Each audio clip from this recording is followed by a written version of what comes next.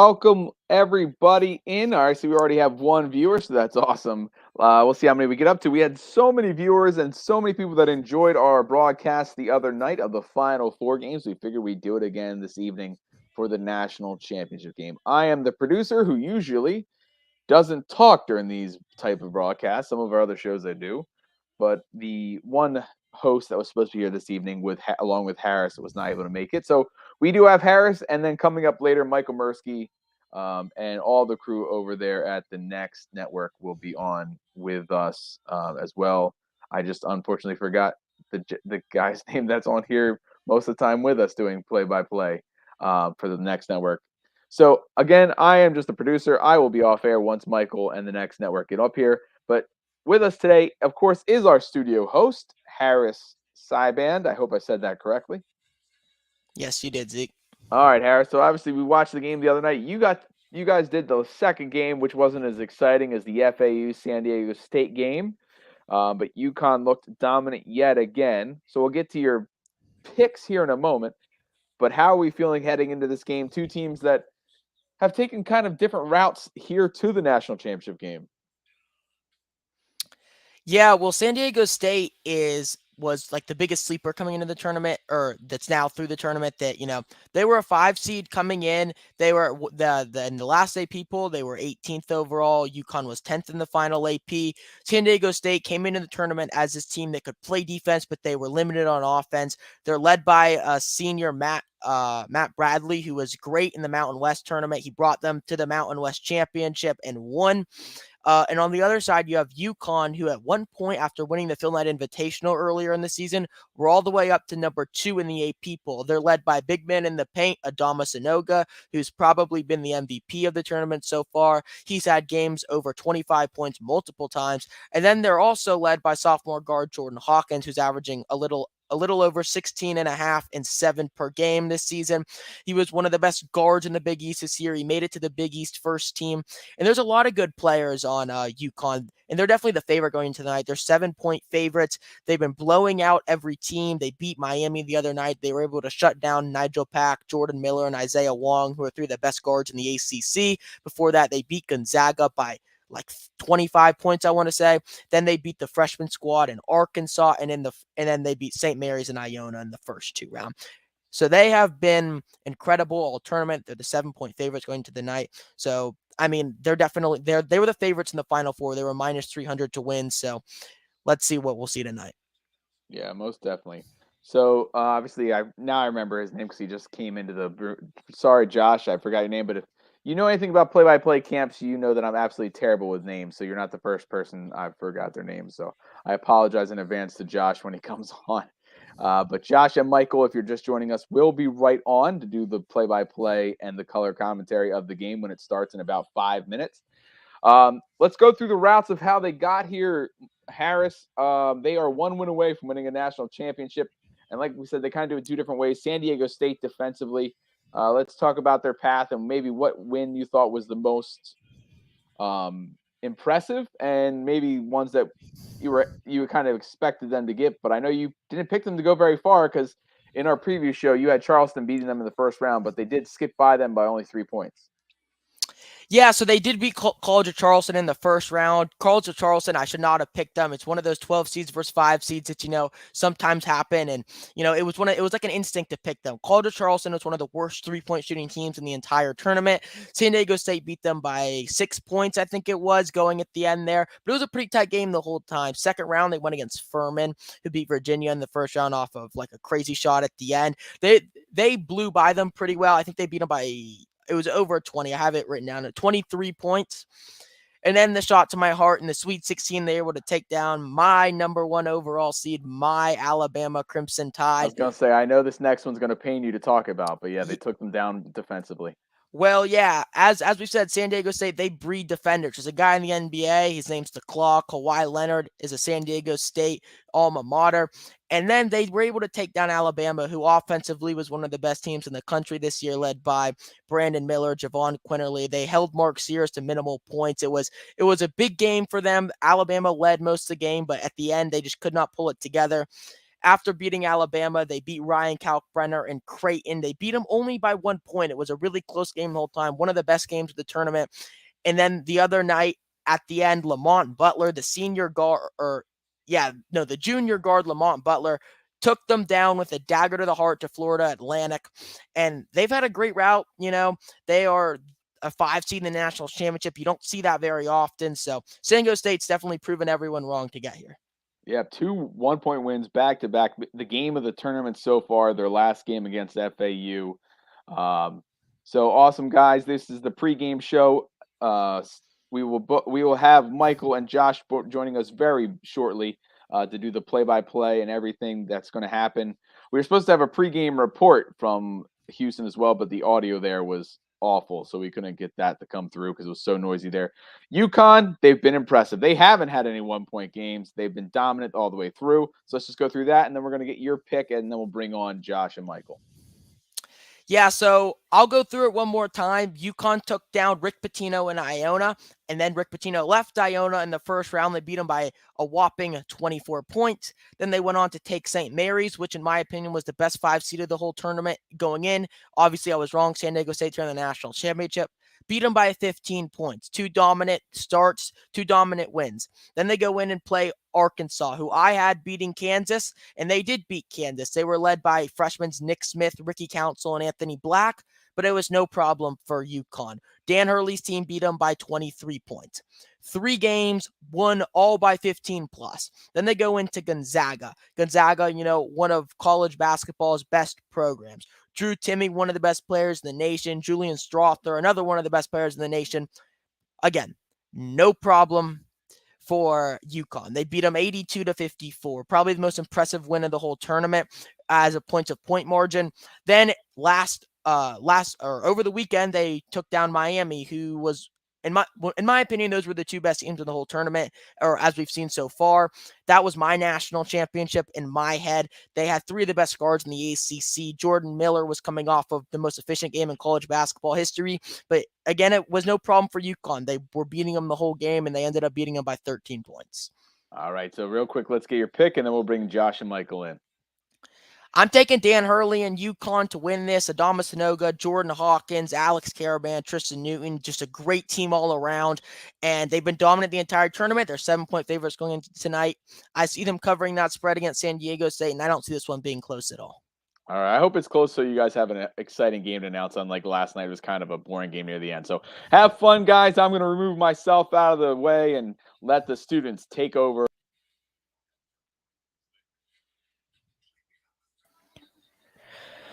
All right, what's up, Harris? Thank you for that, Zeke. Good evening, ladies and gentlemen. Welcome in here to the 2023 College Basketball National Championship on both the Next Network and the Play-by-Play Student Sports Network. Michael Mursky, Josh Berman, as well as Harris Sideband here with you. Tonight's game in the Space City features the Aztecs of San Diego State and the Huskies of Connecticut. Now, Josh, you and I have witnessed how UConn has just rolled through every single opponent they've played by about 20 points. One close game. Is that too much to ask for? How does San Diego State win, as we're about to get I have no idea. Defense? Is that defense? Have you had your tip yet, or no? All right, I'm about to. Also, I am about to as well. I'm nowhere close to the tip. Oof. All right. Yeah, so they're setting up for it now. That's the same for you, I'm assuming. Yeah. And Balmia. Okay, I don't have that yet. And ball in the air. All right, UConn wins the tip-off, and they start. Yes, I am. Tristan Newton is the point guard. Jordan Hawkins, Andre Jackson Jr., Alex Carabine, and Adama Sanogo are the other 4 on the floor for the Huskies. For San Diego State, it's Lamont Butler, Darian Trammell, Matt Bradley, Keshad Johnson, and Nathan Mensah. As some early action here. And I think the ball went out of bounds. Yeah, it did. San Diego State's the most boring, really good team. They win every close game, though. Yeah, because they play good defense, and they can't really. That's Boring is just good defense. That's what you're saying. UConn trying to start well with that jumper, and they do as the mid-range shot falls for Jordan Hawkins. That's the same way they started last game. I mean, it was a 3, but it was from the right side. It was by that same one, number 24, the sophomore Jordan Hawkins. Yeah, he's a dog. This whole team is just. He's the biggest NBA prospect, I guess, of the 5, as Lamont Butler gives San Diego State a lead, something that Miami did not have in the Final Four game. Butler, the one who hit that. Today, it said UConn has trailed 47 seconds the entire tournament. Yeah, well, those seconds are counting up now as Jackson has the ball. That's insane. Newton to Jackson, who has to step in the backcourt to collect the ball, and that's a violation. San Diego State grabs the basketball. Lamont Butler hit that shot in the last game to win against FAU. Man. And he hits the 3 to start here. All right, Johnson will inbound to Butler. Butler's going to take us into the front court, guarded by Jordan Hawkins. There is a full crowd in this arena. No kidding. NRG Stadium in the south of the Houston, Texas, as the drive on Butler, and Hawkins and Butler both fell down. No fouls. Then Jackson lost the handle on the ball as he was trying to save it from going out. Instead, it goes out off Andre Jackson Jr., and it's going to be San Diego State basketball with a reset shot clock. Yeah, this is the last time NRG Stadium will host something significant the rest of the year. Yeah. Last time they hosted the Final Four and the National Championship, Villanova and UNC. Yeah, it's a pretty good game. The 17-18 season, yeah, I'd say so. Only No, the 16. most thrilling end to a It's 2016 season that they've ever had. Yeah. Officials are discussing something here. Ron Groover, Keith Kimball, and Terry Oglesby are the officials today. It's a solid name, Oglesby. I like that. It's a good quality name. About 73,000 here to watch the event. Brian Dutcher and Dan Hurley are the head coaches. Dutcher for San Diego State has completely turned the program around and done really well for him, winning the Mountain West. Now, the last couple of years is a 3 from the corner hits for Trammell. All right. 2 threes in. 6-2 is the score, and now it's been 48 seconds where San Diego State has led, which is more than UConn had for the rest of the tournament combined. How about that? Isn't that a unique stat? Yeah, here's Sonogo on the mid-post. Kick out over to Newton. Tristan Newton is on the right wing. Finds Sonogo. Is going to drive his way into the paint. Spin. Put up a shot. That goes in. Nothing but net for Adama Sonogo. His first field goal attempt falls in. 6-4 the score. The Aztecs lead the Huskies. 17:50 to go in the first. San Diego State moving the basketball quickly. On the left wing, it's Trammell. Ahead of me. All right, I'll pause it quickly. Johnson posting up here on Caravan. Turning around and gets that floater to go. Depends how this game goes. To answer your question, Bernie. So far, no field goals missed for either team. It's 8-4. San Diego State leads. 7:24 here. They get it into Sonogo again, right? And once again, same place in the right post as he's backing down Mensah. Kicks out to Newton. Newton pulls up for 3. That doesn't go. First field goal missed for either team. Rebound. Mensah has it for San Diego State, the 6'10 senior forward. Now San Diego State's going back the other way. Matt Bradley at the top of the key gets the bounce pass over to Mensah. Mensah's on the left side. The mid-range shot, air balls way short. Whoa. Sonogo may have gotten a fingertip. I don't think he did. Well, that was just an awful shot then. If the Jackson floater falls in, it's 8-6. What was that? It's not how you beat UConn. No. You got to hit those. So far, only one missed field goal for both of these two teams on each of their last possessions. As the spin and that fadeaway falls from about 15 feet out for Matt Bradley. San Diego State's first shot of the great game right now. Yeah, they're hitting their shots minus the Mensah mid-range. Yeah, 4 for 5 from the field. UConn now has the possession. Sonogo pump fake the 3, drove in, kick out to Jackson, but there's a foul on the floor. That's against the Aztecs. 16 seconds in the shot clock. UConn will get the ball again here. Josh, it's April. You know what that means? It's NFL draft season. The Yes. 27th through the 30th, or 29th rather. Josh and I will have coverage of all the picks from all 7 rounds on our channel, the Next Network, on Twitch.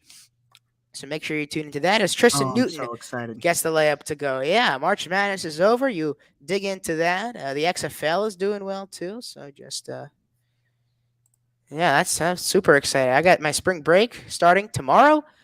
As the 3 there misses for the Aztecs, so I'm all in now on draft season pretty much. There's the long pass up for Caravan, a little too long as off his fingertips goes out of bounds, and the Aztecs regain possession. There's 15:47 to go in the first. You know what that means? Media timeout.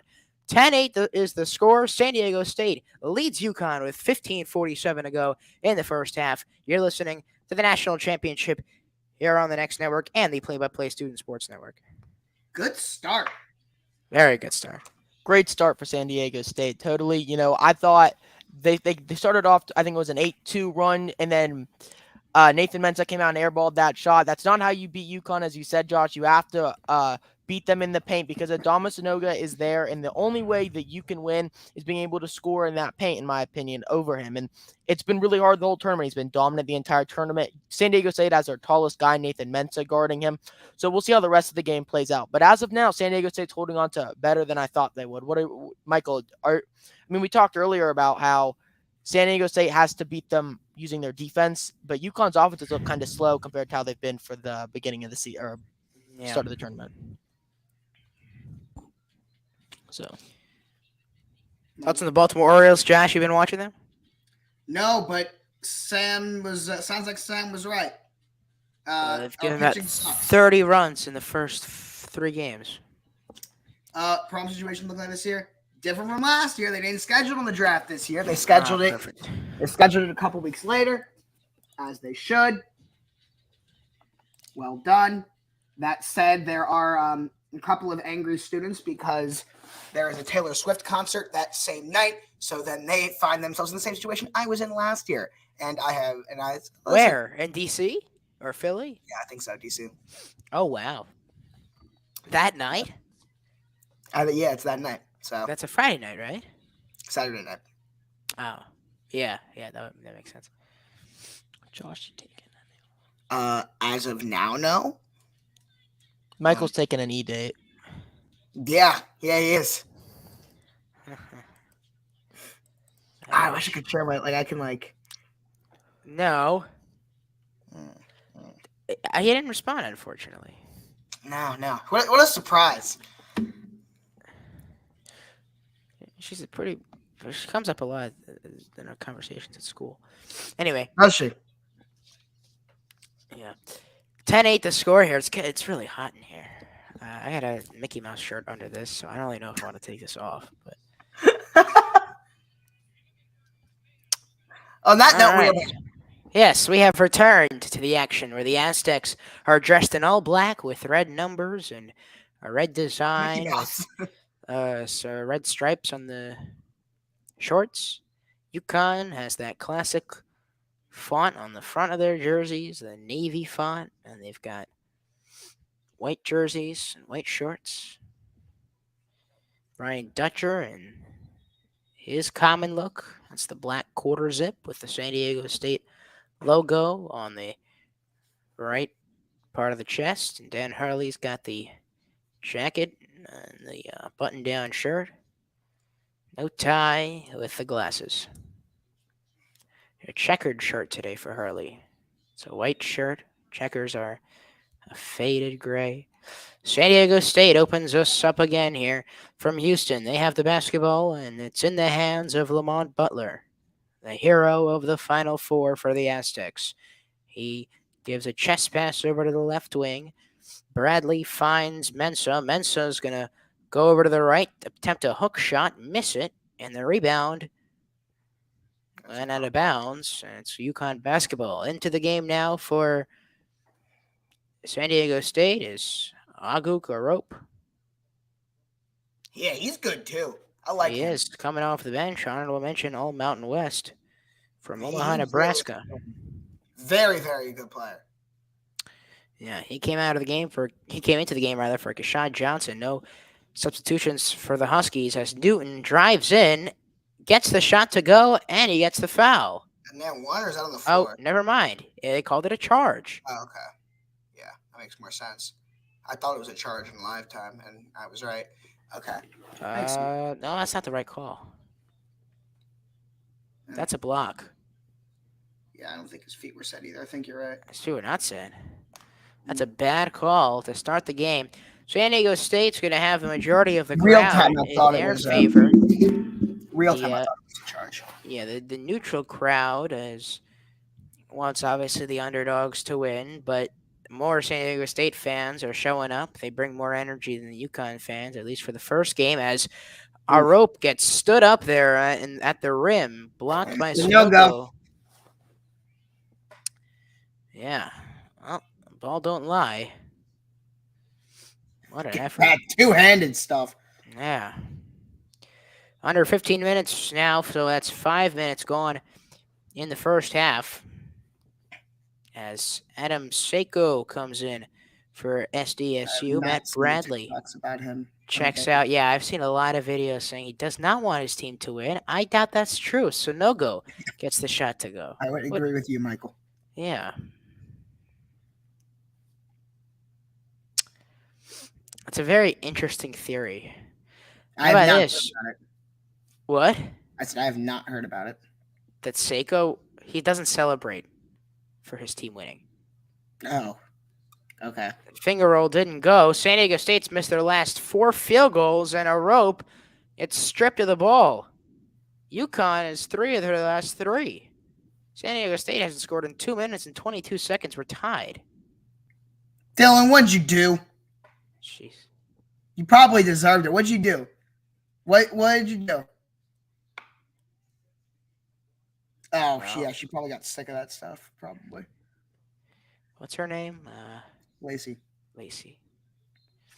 All right, Good Caravan foul, the actually. inbound in the front court. Yeah, San Diego State's committed 3 fouls. UConn just 1, but they haven't scored, the Aztecs, in about 2 minutes and 40 seconds. Jackson's in trouble. He finds Naheem Aline just entered the game. Back to Jackson on the drive. Bounce pass to Sunogo, and he's just going to hit that runner-up. And Sunogo loses a shoe, so they're going to stop the play. No, we're going to. No, we're not. I'm wrong. 13:52. I thought that said 11:52 for some reason. That was a kick. That's why they stopped the play. Oh wow, they didn't call that. I thought No, they didn't. It was. No, it went off. I think it went off both guys. It was a good move not to call that. There was no advantage in that. True. They stopped it because he lost the ball. Sunogo lost the shoe. Anyway, UConn has a lead. They're second of the game, first since 2-0. Oh, I don't know about that. They call it travel. Yeah, they call it travel on Trammell. Oh, I thought they called a foul. Yeah, I agree with the travel. Oh, sorry, that's Ledee. Yeah, Jaden Ledee there, the transfer from TCU and then Ohio State. Playing in his hometown of Houston, Texas. Ledee's been fan favorite for the team. That's number 13. Andre Jackson, the junior guard from Amsterdam, New York. Strong defender, inbounds to Hawkins, right back to Jackson it goes. Jackson guarded by Micah Parrish now in the game for the Aztecs. Finds Hawkins. Hawkins bounced pass to Klingon, and he missed it. The layup. They call him the second half Klingon because he dominates in the second half. Donovan Klingon, as he has been the entire tournament. San Diego State's got the ball again on the left wing, and now the step back 3 from Micah Parrish doesn't go. Rebound tipped up and into the hands of Jordan Hawkins for UConn. Going back the other way from the left to the right. Finds Klingon driving in, putting up a shot. Got it. Whoa. Yep. Charge. And he didn't count it because it was an offensive foul. A charge. And this time, Josh, that's the right call. 100%. Lamont Butler had his feet set. Donovan Klingon ran right at him. And unfairly made his way into the basket. Hawkins and Jackson come out. Newton comes in, and so does Joey. Explaining what the rule is. Alcantara, yeah.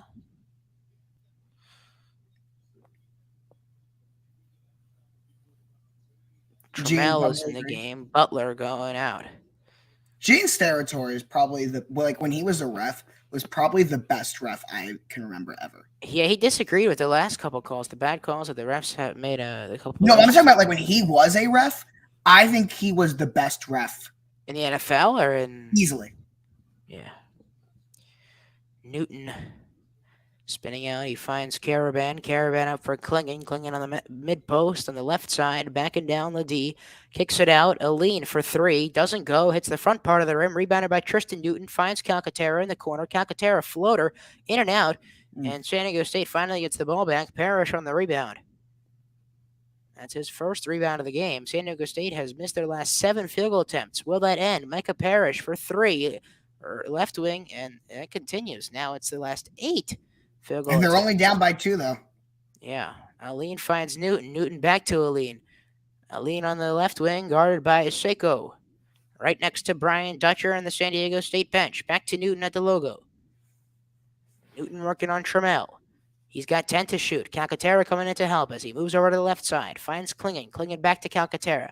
Calcaterra is going to drive it, lob it up, and Klingen slams it down. The alley-oop there works out well for the Huskies. It's 14-10. UConn's on an 8-0 run in the last about 5 minutes. It's been about 5.5 minutes since San Diego State scored. Just because he's one of the last 10 doesn't mean that he was perfect. Des caught that ball. Yeah. That said, I still think the Packers would have won. 14-10. San Diego State's going cold. Caravan on the drive. Shot didn't go. Fouled it. So Ladie, gonna call a foul on him. His first. And we got 11 minutes left. So immediate timeout. Since the last one, UConn has completely flipped this game around. And based on how the other games have gone in this tournament, it doesn't look like it's going to stop. Yeah. That's insane how they just turn on and off like that. And it's insane how they have 2 big men. Like, you try and stop a Donovan Sanogo, you can't do it. And then they just bring in Donovan Klingen, the 7'2" big man. So, I mean, if San Diego State can't stop them in the paint, then this game's already over. And you also have to stop Jordan Hawkins, who's one of the best guards in the country. So, I don't see this game swinging back and towards San Diego State's favor. Yeah, and if they want to keep this game close, they got to get something going, and they got to get it going now because if UConn builds up a big lead, UConn's not the team that strikes me as a team that's going to blow that lead. No, we kind of saw it. I feel like we saw it last game with Miami. It was kind of close for a minute and just blew away. That's what happened against Gonzaga, too. Yeah, that Gonzaga game was so dominant. I haven't seen a 3 seed get beat down that bad in who knows how long. But Gonzaga, the same thing. That game was close for the entire first half. And they just got beat down in the second half. Yeah. I don't even think Sanogo played well.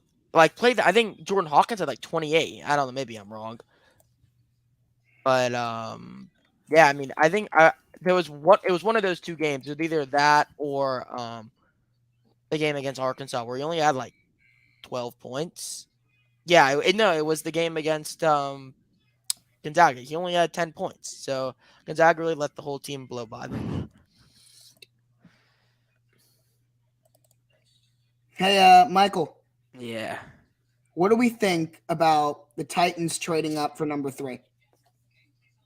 The Titans traded up for number 3? What? No. What do we think about the idea of it? The Titans? I've been trying to tell people this for a while. Well, here's the thing. Tennessee was the only other team besides for Baltimore that met with a quarterback, one of the top quarterbacks that has a pick outside the top 10. I've been telling people that for a while now that I think Tennessee should be and probably is in the quarterback market in terms of trying to trade up for that top pick. Well, they have Tannehill and they got Willis in the 3rd round. They don't have Tannehill. Tannehill's no. They don't have Tannehill. They got Malik Willis. They have Tannehill. They have Tannehill, but no, they're not playing Tannehill. No, Tannehill's a starter right in my opinion, Tannehill's as good as you really. Yeah. No way. Tannehill's starting what? They've literally no way. Tannehill's starting. Man, Josh Jobs is probably the backup. No, I don't even think he re-signed. It's Malik Willis, Roswell Prodigy. Probably Willis, right? Backup. But like Willis is going to start. Why? No, I don't think. Well, unless they draft someone. Why would Willis start? Why? Because they spent a 2nd-round pick on him. Now you have a whole year. 3rd-round pick on him to develop. Well, it doesn't matter. Day 2. It's the point. It's the 2nd quarterback drafted. So Doesn't matter. The pick. The point. They I think he was the drafted third him to quarterback. develop him. He was the second quarterback drafted, Josh. I think Ritter went ahead of him. I don't think so. Could be wrong, but I feel like Ritter went ahead of him. It doesn't matter. They wouldn't have taken Ritter They got Malik Willis. because they wanted a project. Would you And they like had a Malik Willis year. or you want Anthony Richardson? I'd rather have Malik Willis over Ryan Tannehill. Would you rather have Malik Willis Willis or is a Anthony problem. Richardson? That's not the option. I'd rather build around Malik Willis than have Anthony Richardson. I'd rather build around Anthony Richardson. How much are they willing? Okay, but that's it. You're selling your future. The thing is with the Panthers is at least they have something. The Panthers have less than the Titans. If the Titans move up to 3 for Richardson. The Titans Sorry, have one of the more. worst teams in the NFL right now. The Panthers have more than the Titans. Exactly. So you The give up Panthers have been picking you up people. give for up Richardson. the little that you have left. You have the best running back in football who you most likely have to get rid of You don't have to. to get the 3rd overall pick. No, you Then don't. you'd give up. Trade 11 and trade another first and then add something else in there. Oh, they have 11? Yeah. I thought they were lower down. There's no No, way they got pick a 11. quarterback. No way. I think there's a chance they draft a quarterback. I don't think they trade up. Oh, none of the quarterback. Why would anyone Why would anyone accept a deal from the Titans for a top 5 pick without Derrick Henry, especially Arizona? And here comes Calcaterra on the layup after stealing the ball. He missed it. Seiko got the rebound for San Diego State. That's a good sign. UConn's up by 6. The bounce pass. Butler in for Ladie. The shot doesn't go. The foul on Klingon gives the Aztecs a chance to end the scoring drought that has been going They on need to for hit these 6 free throws, minutes and 8 seconds. UConn is on a 10-0 run over the last 5:45, a 12-2 run over the last 6 minutes. And can Keyshawn Johnson put an end to that?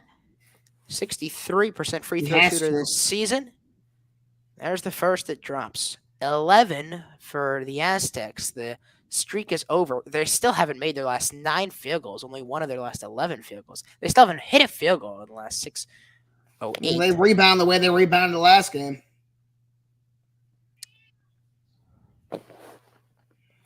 Keep the game close. Johnson goes 2 for 2 at the line.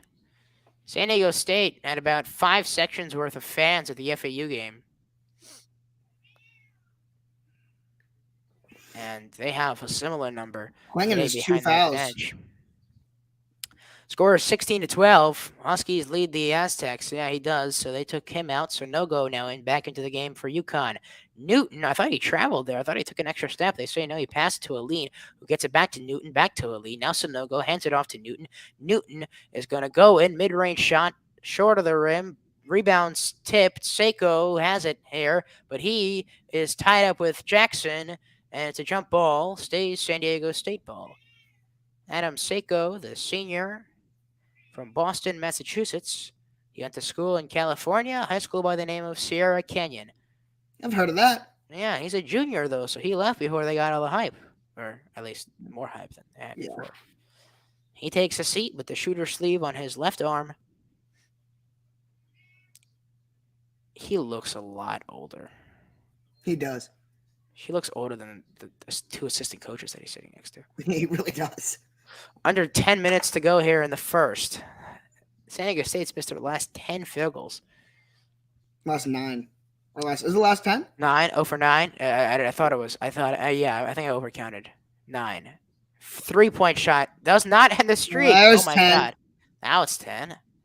Newton finds Jackson, left corner. Didn't want the 3. Instead kicks out over to the left side for Aline, who drives up, floater hits. As good as San Diego State is defensively, if you're not going to score a field goal for 7 minutes, you're very lucky to only be down by 6 right now. Yeah. Here's Mensah. Gets it over to Bradley. Bradley, the bounce pass over for Johnson. Oh Picked my off by God. Sonogo. Back go UConn. Newton, the bounce pass for Hawkins.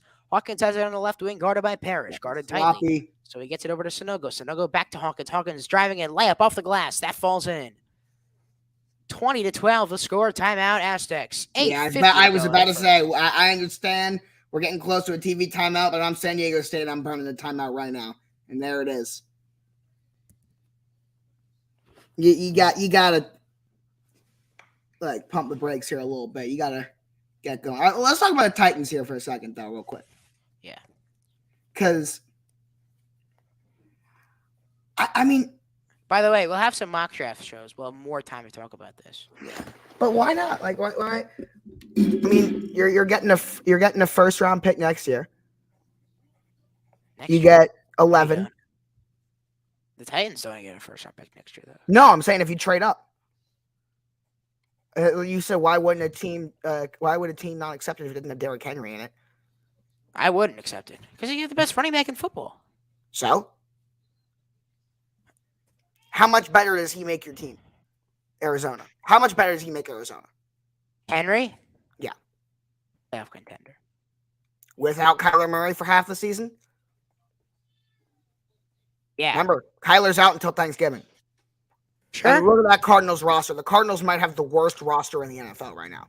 And their coach is still Cliff? No, they Jonathan Gannon, remember? Well, that's a defensive guy. Which is why they should stick to 3.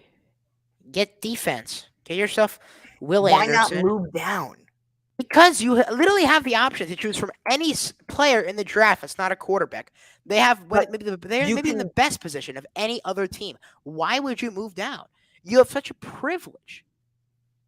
Because you can get an extra first next year. Because the Cardinals are rebuilding. You don't want that. You don't have to, though. The Cardinals suck. They need to rebuild. And it starts with the 3rd overall pick. Right. You're not getting anything higher than the 3rd overall pick. You're not getting anything higher than the 3rd overall pick, in my opinion, for the next couple years. Maybe. No, that's it. Their window of being the worst team in football started and ended the 1 year they were 3 years ago. We'll see. They'll be at the bottom of the league. They'll have a top 10 pick next year, and they continue their Them and the Rams are both rebuild. Them and the Rams might have the 2 worst rosters in the NFL right now, by the way. Yeah, that's okay because the Rams won the Super Bowls. So the Rams, Rams roster and gently, I'm just telling you, like, I don't know if you look at that roster yet. That Ram, oh my god! Like, look at that. If they lose it's Aaron Donald and a bunch of nobody. If they lose Aaron Donald, they're not going to lose Aaron Donald. He'll be back. He already announced it.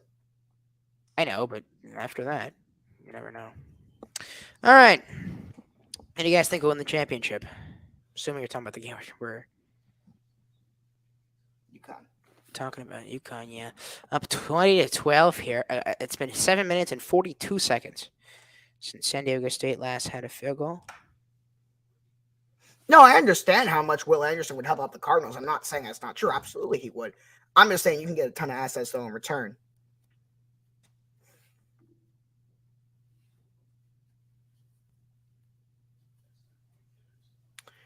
Yeah. All right. So San Diego State's got the ball here. 8 minutes and 40 seconds remaining in the first. As a step back shot there doesn't go in and out from Bradley. That's now 11 straight missed tackles. Jackson has the ball for UConn. Finds Newton. The defense has to step up. They've used a timeout. They've committed 4 fouls. Newton at the top of the key has 13 to shoot.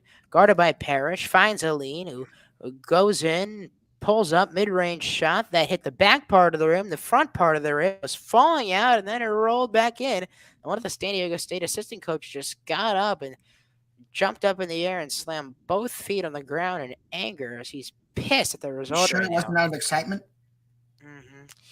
As Brian Dutcher just stands there, as he does. Mid-range turnaround doesn't go either. God, 12 missed field goals straight. Man.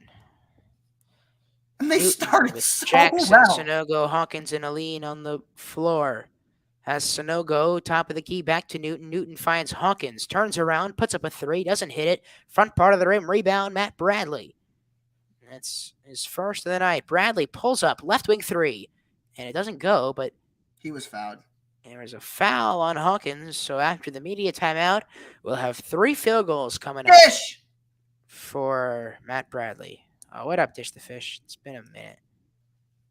It's really been a minute. It's been it's felt like A month. 3 minutes and 2 seconds. I stepped away for a few minutes, but it looks like San Diego State hasn't scored in nearly 5 minutes. Is that right, Yep. Michael? That's correct. They haven't made a Thankfully, field they goal in haven't, they about haven't scored. They haven't scored a single point in 3 minutes and 2 seconds. They haven't made a field goal in 8 minutes. I mean, you talk about San Diego State's defense. It looks like UConn's defense is getting the better of them. Oh, here they go to the free throw line. I'm just seeing that now. Oh, that's after the media timeout. Doesn't matter, Max. No one cares. Like no one knows. No one would do anything. What? Michael, is that you in his profile picture? Yes. Yes. Pre-buzz cut? Yeah. I only had a buzz cut in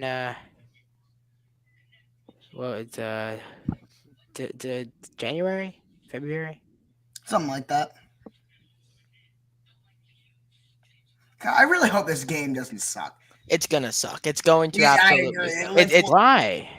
Hold on. It is all the. Think about it this way. Think about it this way. He hits these 3 free throws. We have who? He's not gonna hit all 3. What is he Matt from Bradley the line? going to the line? What is he from the line? 80% free throw shooter. 81 in his career. He's gonna hit the 3 free throws. You think he'll Okay, get all? so He's the best player on San Diego State, but He's the best free throw shooter on San Diego State. best player in general as well. Yeah, but that's not the point. Is that he's the best free throw shooter. So if anyone is gonna hit 3 free throws, it's Matt Bradley. Okay, you would still be down 7 afterwards. Yeah, and they can't score on offense. They've literally missed every field goal for the last 8 minutes? Has he been at the line? Bradley? Yeah. No, not yet. This is his first free throws coming up. The only player to shoot free throws for any team in the entire game was Keshad Johnson, and he went 2 for 2. I mean, he has 4 points. He also hit his only field goal, so he's been the only kind of bright spot for them. And then Lamont Butler hit that 3 in the very beginning, but he hasn't taken a single shot since. He's a San Diego State legend. Either way, win or lose this game. Yeah, and that's the thing for San Diego State is like realistically, this is still huge for the program, even if they don't win the national championship. It's a big deal. And UConn's never gone. They've gone to 4 national championships and won all 4. They've never lost a national championship.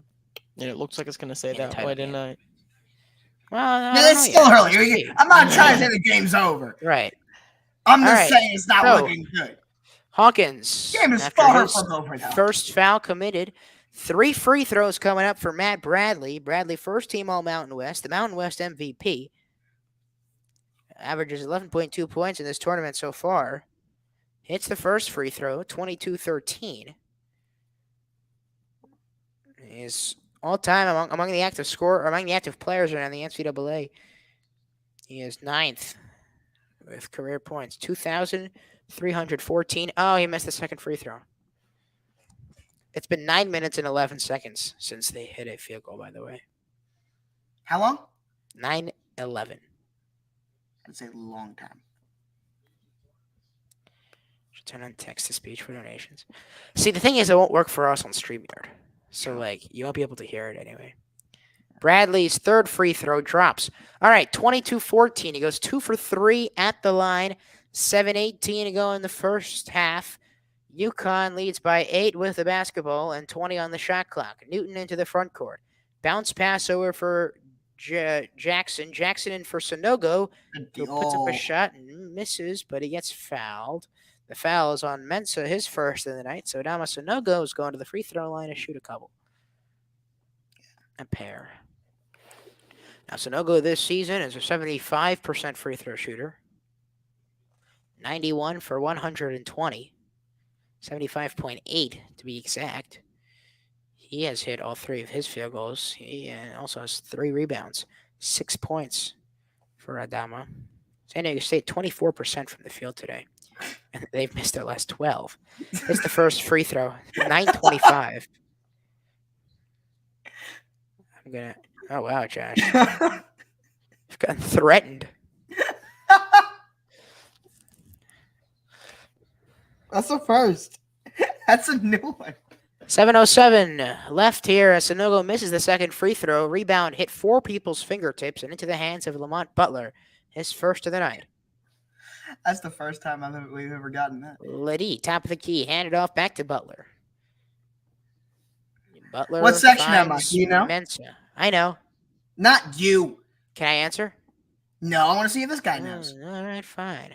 Here's Mensah on the mid-post, turnaround, and whacks his teammate Jaden Liddy right in the face. We've gone 10 minutes without a field goal for the Aztecs, as the ball is now in Hawkins' hands. Right wing 3. Yes, sir. Off balance. Jordan Hawkins gives UConn a 12-point lead. 6:25 to go in the first. What are we watching? Dominance. How?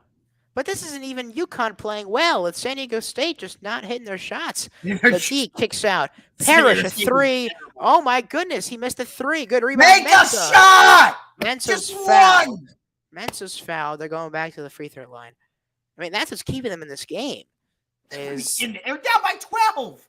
They're 4 for 5 on free throws. They're down by 16 at those free It's a throws. blowout already. It's not a blowout already. Thing is, UConn's not even playing well. I didn't say the game was over. I said it's a blowout. 60% from the field. They're not bad.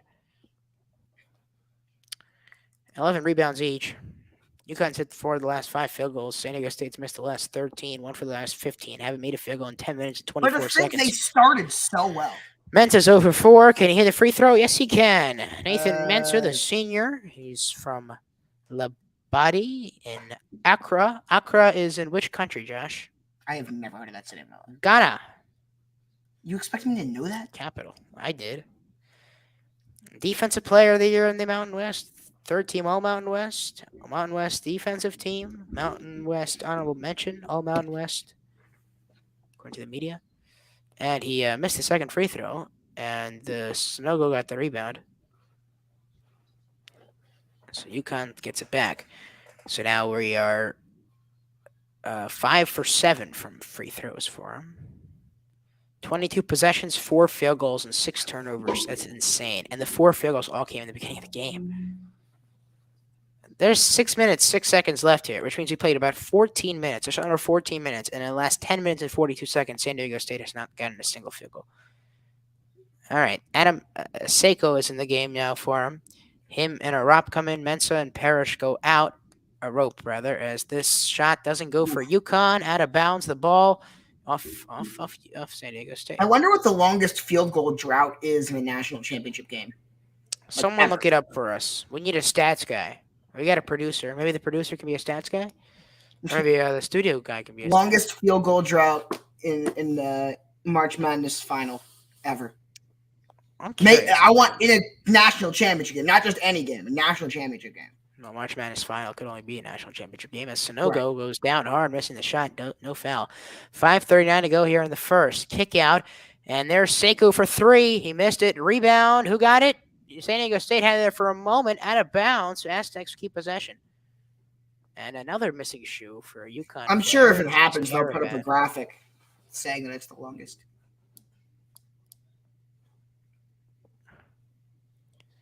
Caravan was missing that as he was moving over to the right. He traveled there. Didn't call it. I bet the record's some like 12 minutes or something. I don't know. 26-15 is the score. Seiko will inbound. He finds Liddy. Liddy at the top of the key. Hands it off. And now the floater falls. There's the drought. It's over at 11 minutes. 26-17 is the score. And Darian Trammell ends the run. 26-17, but can the Aztecs stop him? Here comes Tristan Newton, spins, floater, and that's in. He knocks it down. It's like, there we go. Under 5 minutes to go. Butler loses the ball again. Newton now going there. The Euro step and an easy layup. Safe to say that field goal didn't mean anything. 13 points separating these two teams. 4:40 remaining in the first half. Lamont Butler with the basketball. The bounce pass over for Jaden Ledee. Ledee hands it off to Trammell. Trammell got the last field goal for the Aztecs. Passes back to Ledee, and Sanogo swipes it away. It goes out of bounds. This game has been so bad, Michael. I'm already being told I'm being too loud. This game isn't even good. What's on your sweatshirt? What? What's on your sweatshirt? Thanks.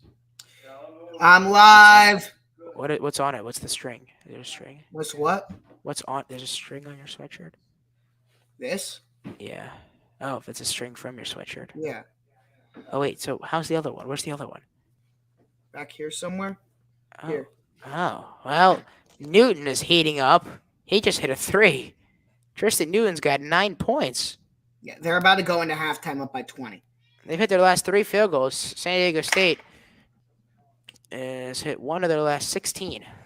They need something. Lamont Butler for 3. Yes, sir. Hey! He's now 2 for 2 on threes.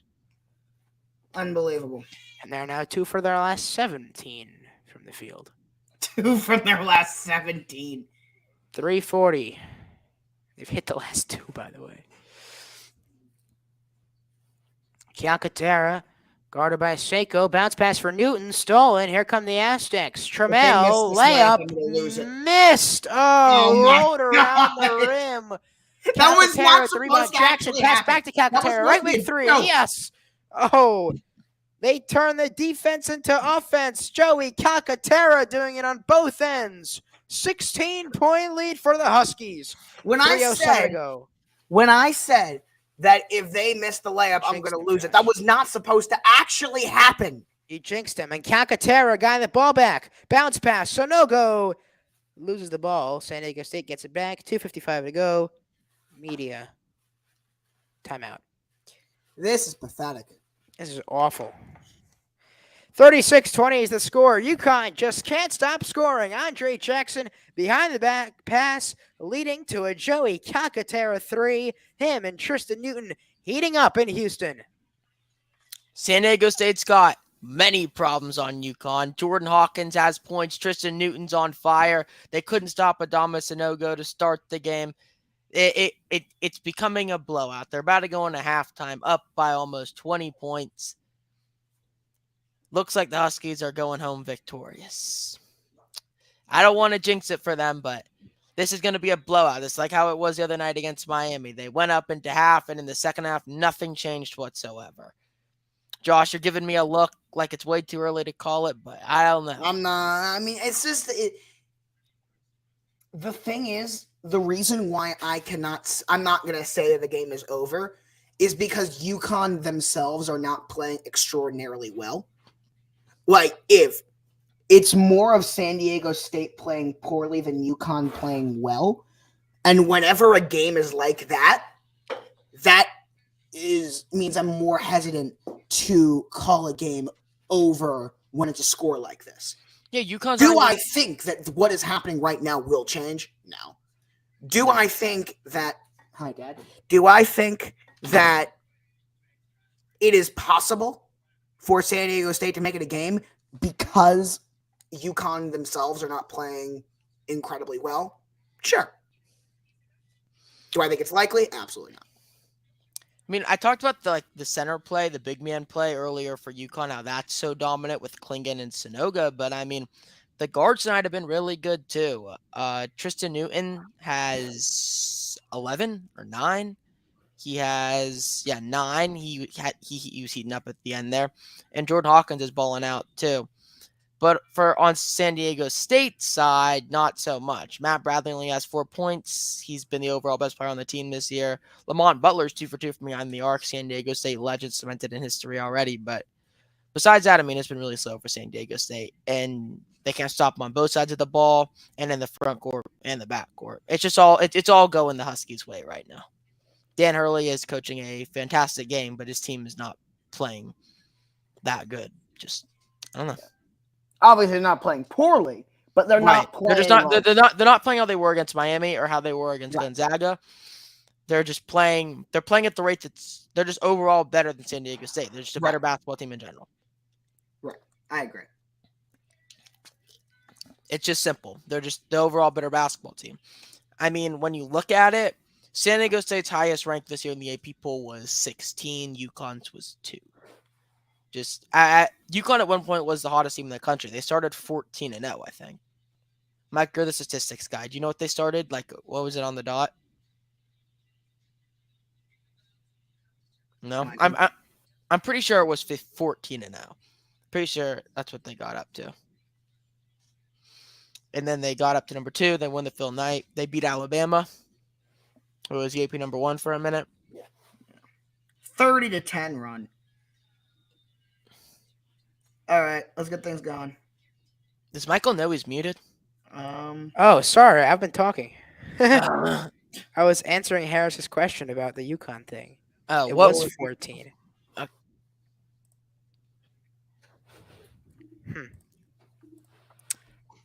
Anyway, Say hi to the people. a 3 missed for Aline. And now San Diego State's heading back here the drive, and Aline fouls Johnson. Yeah, UConn hasn't lose a non-conference game. 16-0 against non-Big East opponents, and all of those games they won by 10 plus. How is this team a 4 seed? They deserve to be a 4 seed. Clearly not. Obviously. Okay, you can make the same thing about San Diego State. They made the national championship. UConn So they should be... 16-0 against non-Big East opponents? Yeah, but then they lose to the Big East opponents. As Cleggan stuffed Seiko there at the rim. Still, I think they should be at least a 3 seed. It's just whatever. Doesn't make a difference. Caravan is blocked. San Diego State's going back here. 2 minutes left in the first half. They're down by 16 points. Something needs to change, and it's got to change quickly. They haven't made a single layup tonight, and they turn the ball over again. That's the other thing, is aside from all the missed shots, and we're talking about all the missed shots, they're turning the ball over so and much. Aline lays it up, and it rolls out. Johnson. Like, that's the thing, is San Diego State Butler Francisco turning the ball over. Just and then when they don't turn put the ball into the hands of Lamont Butler. He's 2 for 2 from the field. They just don't give him the ball. I don't get it. This has been just a terrible game. Different. If Lamont Butler, I know, yeah, it's been insanely interesting. Has it? Yeah. I would not call this game interesting whatsoever. Are you kidding? How they switched up like that? How San Diego State has just been playing this poorly? By the way, they haven't scored in the last 2 minutes and 30 seconds. Neither both teams are now over 4 in their last 4 field goals. I think both teams are playing sloppy. I think one's just sloppier than the other. Well, one's playing historically sloppy. The other one's just playing normal sloppy. They took Butler out of the game, huh? Johnson, the shot falls in there from good job. Feet out. Every time they make a shot, I'm surprised. Yeah. Jackson and a timeout for UConn. Why? Under a minute to go. I don't know. I don't understand that timeout. I think it was a player-initiated timeout, it looked like. I don't like that timeout. What happened? I'm still behind. They call a timeout? Yeah. Was it player issued or was it coach issued? Yeah, I think so. There's nothing going for San Diego State whatsoever. I don't. They just made a shot. Matt Bradley made one. Congratulations. Yeah, I mean, they've gone through an 11-minute scoring drought, a 3-minute scoring drought. That's 14 minutes of the 20-minute first half they didn't score. They scored, it wasn't a field goal. Yeah. All right, we're back at NRG Stadium in Houston, Texas for the national championship. Connecticut leads San Diego State 36-22 after the UConn timeout. 55 seconds remaining in the first half. San Diego State, the school was founded in 1999. No men's basketball program has more Mountain West San Diego State was not founded championships. in 1999. It was. San Diego State was founded in won 16 1999. Mountain West championships. The school was founded in 99. There's no way that is true. Oh, never mind. The athletic basketball probably was. Yeah, let's say there's no way that is true. Basketball part. Tony Gwynn went to San Diego State. I don't think it was founded in 1999. Basketball. He played basketball. Thank you, producer. Proving Michael wrong. Tony Gwynn. Baseball. Yeah. Baseball. Yeah. It's not basketball. I know, but he played basketball too. He's their all-time assist leader. I did not know that. I didn't know that either. Well, so what does this mean? Oh, since the founding of the Mountain West in 1999. There you go. 3 seconds to go here, and Sonogo tries to beat the buzzer, can't, and there's the horn. That was a terrible half of basketball. And Michael, I have a special surprise for you for the national championship. Okay. All right. You know how you ditched me for halftime last time? Oh, no, I have to go, actually. No, I'm beating you to it. See you in the second half. No, so I'll go to Harris. You take the halftime. Wow. Here, I'll text Sam. Join for halftime. Or me and Zeke, you want to come in and do halftime with me? Oh, I can do that. It's fine. okay. Here. Join them for halftime. Try to get your reporter boy. He couldn't. He doesn't have headphones apparently in Houston, so he couldn't. Oh, well, that was smart of him for sign up to be a courtside reporter without any audio connection. Yeah, he thought it would be quiet enough pregame, but the music they were playing, even though there was no one in the stadium yet, was too loud. So, Well, can you believe that 73,000 people were being quiet so Isaac Edelman can join the student broadcast of San Diego State and UConn? I just can't believe he does. He says he's the only kid in his school that doesn't have AirPods. So That's absurd. I'm sure he's having a great time, but I thought they came with every iPhone. I'm not an iPhone person, so I'm not No. sure, but I know I bought. I'm missing one. Oh, okay, well at least you have one. But regardless, there is someone on the. I texted Sam. I texted Someone him just the link popped too. in with that. I do see another person in the waiting room. I'm not sure who it is because there's no name underneath them, but maybe that is Sam. We'll find out shortly. Well, I but believe you're the only one who has the link. all right, sounds good. I gotta go. So all right, go get some to eat or whatever you're doing. But during make sure halftime. Sam stays on for all of halftime because I want to talk to him briefly at the start of the second half. All right, yep. If Sam pops on, I'll definitely keep him on. I am not Oh, Sam. I'm not Sam. I don't know who that is then. Who's Max? Who is Max? Who's Max? Was there somebody else that was scheduled to go on the stream? Not that I know of. Who is Max? Who's Max? Sorry, we have some tech. Anyway. All right. Anyways, Michael, no way you don't know. Your longest fan. How would did he the get the link? link? How would he get the link? Where is the? There's no way I'm the only one that sent the link out today. Yeah, I didn't leak the link. I made a TikTok video, but it only showed my face. Oh, Josh leaked the link, not on purpose, by the way. Well, I'll call him. You guys take your halftime. All right, sounds good. What? Oh, did he post it on? Did he post it on his story? Snap story and So the link faintly. and the links on the top? I wouldn't even be able to read that. Anyway, okay. All right, yeah. sounds good. We'll I'll go come there. back. All right. That's All right. Well, that's interesting. it's interesting. Good job by Mr. Not Fetterman. Yeah. Good job by Josh. All right. So first half, UConn seems to be dominating, but I'm not watching it. I'm just listening to you guys. So Harris, is UConn dominating or is San Diego State just missing shots? Well, it's both. UConn's dominating in general, even though they're not even playing a great game. Started off with Adama Sanogo. He started off 3 for 3 to start the game. He hasn't scored. I think he's missed 2 since. So now he's 3 for 5. Started off the game really hot. He has a total of 6 points. Then their NBA prospect Jordan Hawkins caught on a little streak. He has 7 points. He is 3 for 4. So their two best players have a combined 14 points right now out of their 36 points. But then Tristan Newton, their senior guard from El Paso, Texas, had a long streak of points. I think he scored 7 straight, and he has 9. So they're really not even playing their best game of the year. They've been struggling a little bit on the offensive side. They've missed a lot of shots. They've gone through some droughts. But San Diego State's a completely different story. They went through an 11-minute field goal drought. They didn't score a single field goal in 11 minutes. They scored 3 free throws in that time, but they didn't score a single field goal. Then only 2 minutes after that, they scored twice the next 2 minutes, and then for 3 minutes they didn't score again. 14 minutes out of the 20 minutes of that, they didn't score a single field goal. That's a major problem in a national championship of a basketball game, especially when you're playing a team that's blown out every single opponent in UConn. Yeah, they've been dominant the whole entire tournament. Like we said, they've averaged 17-point wins. They was only it felt like it was only close in any of their games for a brief moment. There was a moment they were losing in the beginning of the game. We were talking about them being behind. They'd only been behind for 40-some seconds the whole entire tournament before that. Are there going to be any seconds added to that, or are we just cruising, Harris? Well, as long as they play, if San Diego State is playing like they have been, they've airballed twice. They're missing shots. They can't score in a series of moments.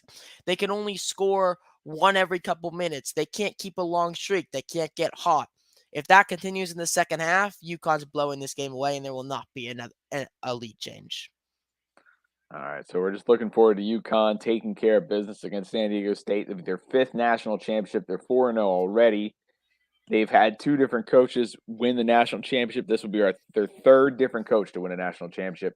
What does that say about UConn? After Kevin Ollie got there, they won the championship, and people were like, oh, Kevin Ollie's the next great coach at UConn. He'll be there for a long time. And then the program pretty much just fell apart. They were, again, backseat to the women's program, but now they're back again. Like, what does it say about UConn that they're able to rebuild in a place that college basketball outside of women's basketball really has no reason to be a budding thing? It's not like North Carolina where there's 2 fantastic teams, or UCLA that is in a beautiful area. Like, what does it say about this program? They can rebound this many times and come back for a 5th national championship. Well, as Coach Krzyzewski said earlier in a press conference, and he said something about it, I think UConn's a certified blue blood. I mean, you talk about blue blood. You think UNC, you think Duke. UConn's about to win their 5th national championship. They're one of the most highly talented, scouted basketball programs in the country. Their women's program has been great for the last 10 years under their head coach. They've been phenomenal. UConn 10 years, probably as long as you've been alive. Yeah. Go ahead. UConn men's basketball won a national championship. Correct me on the date. I think it was 7 years ago. 2014. Yeah, or 9 years ago now. I remember watching that. That was one of the first Final Four, Elite Eight national championships I have ever watched. But since then, they've kind of, they've had their ups and their downs. But this year they have Adama Sanogo. They have Jordan Hawkins, Tristan Newton, Alex Karaban. They've developed this incredible roster. They were the best team in the country at one point this year. They fell into a streak in the middle of the season. They finished season 30-8 and a 10th in the AP poll. But I think what shows for the program is that they're one of the best basketball programs in college basketball, and I don't think that's without a doubt.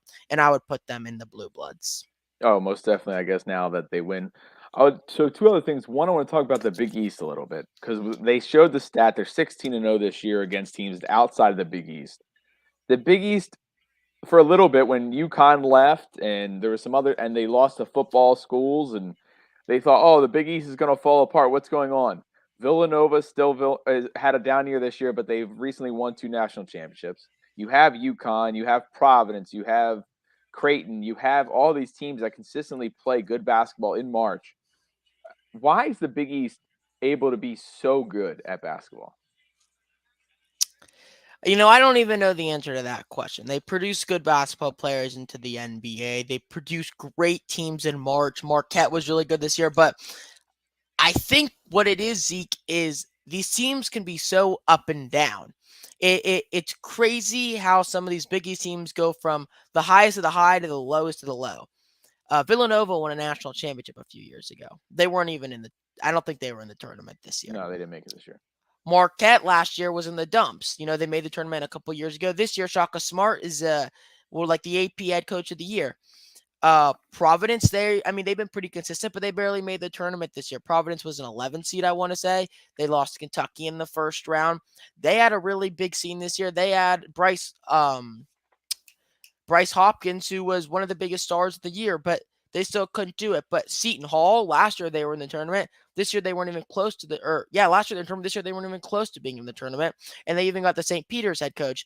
This year, UConn is making the national championship. I don't exactly remember where they were last year, but they weren't nearly where they are now. But they were 9 years ago. They were national champions. So I think it's just the inconsistencies. But then when the inconsistencies are at their highest, these teams go all the way like this, and they're a great conference. I think UConn is, I want to say, the only team in the conference with a football program. So Yeah, and they don't even technically play in the Big East in football because there is no Big East no, football. there's no Big East in football, and their football program is horrible. Which is, I think the Big Hey, East, they went to a bowl last year for the first time in over a decade, so they're on the up and up with Mr. Moore there playing as the head coach now. I think that's the reason people talk about the Big East when you talk about college basketball, but when you compare college basketball and college football dominates it, except for when you're in the month of March. College football, everyone watches college football, and there's no Big East in college football. So when these casual college football fans start watching college basketball in March, no one really brings up the Big East because they don't even know what the Big East is. But the Big East is arguably I would say, a top 2 conference in all of college basketball. That and the Big 12. And then the SEC's on the rise too, and the ACC's been good for years, but recently, Duke and UNC have kind of fallen off in the last 2 years, but UNC made the national championship last year right as an 8 seed. So, all these conferences in college basketball are highly, they're all so good, but the Big East just, I don't know, it's no one talks about it. And I think it's just because when you get in the month of March, so many casual basketball fans that come in, no one talks about them. So we're talking about college basketball in general. I want to talk about, I'm from outside the Philadelphia area, and people talk about how are the Philadelphia schools outside of Villanova not good because there's so many good basketball players that come out of Philadelphia. Chicago has a bunch of great basketball players, and DePaul's been terrible. New York is obviously a basketball mecca, but outside of St. John's getting Rick Pitino, they haven't made any news of basketball at all. Why do teams is it just tradition that, because people say, why aren't New York teams good? Why aren't Philadelphia colleges good? Why aren't Chicago colleges good? Kentucky, the middle of nowhere Kentucky. Kansas, middle of nowhere Kansas. UCLA is really the only one that's in a big city, and they really haven't done much lately. North Carolina has 2 fantastic teams that are really not near any big metro areas to an extent. Like, what is it about? Is it just the fact that tradition reigns so supreme in college basketball that these big cities can't have colleges that succeed in them? It is it's just the name, Blue Bloods. Everyone wants to go to a blue blood school. You're coming out of high school, you want to go to Duke, you want to go to UNC, you want to go to UCLA, you want to go to USC. All these schools, Kentucky. Kentucky's produced incredible basketball talent. They produced Devin Booker, Karl Anthony Towns, I think John Wall. Kassan Wallace is coming into the draft. The series from Kentucky. Oscar Tshiebwe was an AP National Player of the Year last year. Kentucky player. Duke, Zion Williamson, RJ Barrett, Cam Reddish. All these guys went to Duke. Duke just everyone went to Duke because of Mike Krzyzewski. Everyone went to UNC because of Roy Williams. But they built these programs, these nationally talented programs. Now you can't deny it. It's just legacy in college basketball. Kansas, they've won multiple national championships in the last 20 years. Everyone wants to go play in Topeka, Kansas. It's just how it is. I don't know. I don't know why no one wants to go play up east, but at the University of Alabama, for example, the best football school in the country, the best football program of all time in college football. The college basketball team wasn't good whatsoever for the last 15 years. They had Avery Johnson as their head coach. You bring in Nate Oates. College basketball is a lot about recruiting. Nate Oates is this top-tier recruiter, was able to bring in multiple 5-star recruits last year, and that also plays a big part in it. And with the NILs, these teams that have all this money, like Duke and UNC, Alabama, they're able to put all this money into their NIL deals and bring in these guys. But then, for example, schools like up in New York, like St. John's, they might not have the NIL money that these other schools do, even though New York brings out all these high school basketball players. Yeah, completely understand. So talking about the NIL and the way it's affected basketball, you see all the good recruits going to most of the big programs as we talked about, but those big programs aren't showing up when it comes to March Madness at all this year. Do you think this is something that's going to be a continual trend where the teams that have been together for 3 or 4 years succeed better in college basketball? Or do you think the one and done guys will be able to come back and dominate some way? Or do you think this is just the way it's going to be now? Well, college basketball is all about your seniors. The players that win the AP National Player of the Year, your Naismith Player of the Year, they're always normally seniors. This year it was Zach Edey. Last year, or Zach Edey's actually a junior, but still upperclassmen. This year it was Zach Edey. Last year it was Oscar Toshiba, who's now in his 5th year. Year before that was Luka Garza. All are upperclassmen, and the reason is it's just their age. They have this. They've played in college basketball for many years. They learn it. They develop in college basketball, but the NBA doesn't like these players that develop lately. Luka Garza was a 25-point per game scorer in college basketball, one of the best college basketball players of the last decade, 2 decades. But he can't play defense, and when he can't play defense, you can't go to the NBA. And he's been a two-way player in the NBA for the last 2 years. Oscar Toshiba won the AP National Player of the Year last year. Didn't declare for the NBA draft. He's going to declare this year. His odds of getting picked are low. Zach Edey on the same level. He wouldn't get picked probably if he went this year. If he did, it'd be a late second-round pick, one of the last 5 picks in the draft. Drew Timmy's been dominating college basketball the last 3 years. Will be a bottom 10 pick in the NBA draft. When it comes to the one-and-dones, some of them do end up dominating college basketball. I'll bring up a few, for example. Zion Williamson was probably the best player in college basketball the year he played. I don't think he won Naismith Player of the Year, but he was incredible in college basketball. That Duke team with him, RJ Barrett, and Cam Reddish, 3 one-and-dones, they were incredible. They lost in March Madness. This year, the freshman everyone was talking about was Brandon Miller at Alabama. He was averaging, I think, 19 and a half and like 7 a game. Was shooting over 40% from behind the arc, was a small forward, 6'7", built like Kevin Durant, slim, tall, could do everything on the floor. They lost in Sweet 16 to San Diego State. But the guys with the seniors, the juniors, for example, Matt Bradley right now for San Diego State, he's a senior, and he's leading his team to the national championship. UConn has Adamas Sanogo, a junior, leading his team to the national championship. They have Jordan Hawkins, who's only a sophomore, but then you look at the rest of the team, Tristan Newton, senior. Like, the teams that go far in March normally are upperclassmen, and it's just how college basketball is. And the second part of your question was the guys, the recruits that don't show up in March. Like this year, Isaiah Collier, the number 1 player in the country, is committed to USC. They lost early in the tournament. They lost first round to Michigan State. Justin Edwards committed to Duke or I don't know. All those guys in top 5, they're mixing. Most of them are going to Duke. Duke has like 5 out of the Duke and Kentucky have like 8 or 9 out of the top like 15, which is absolutely insane. Kentucky was a second-round loss. Duke was a second-round loss as well, I think. So, I mean, it's just the seniors, the upperclassmen, the one-and-dones don't make it that far in March, to sum up your question.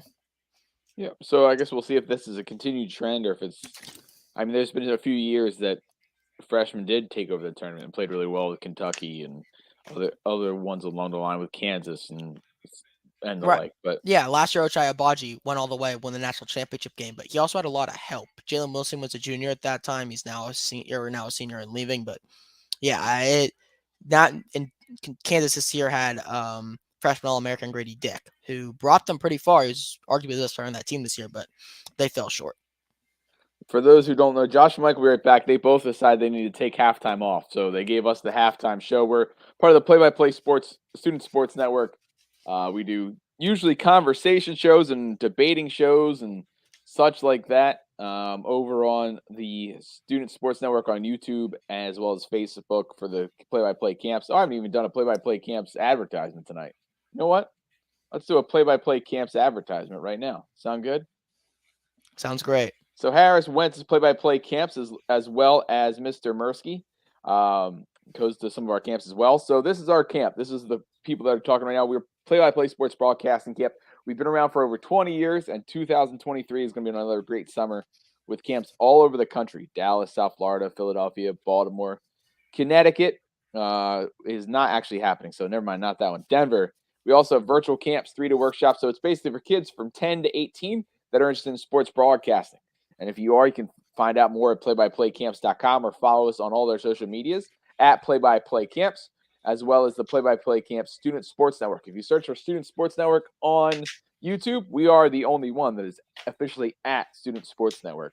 But Seattle, Los Angeles, we finish up the summer out on the West Coast. So if you're interested, look us up. We're looking forward to having you all this summer. It's a great time.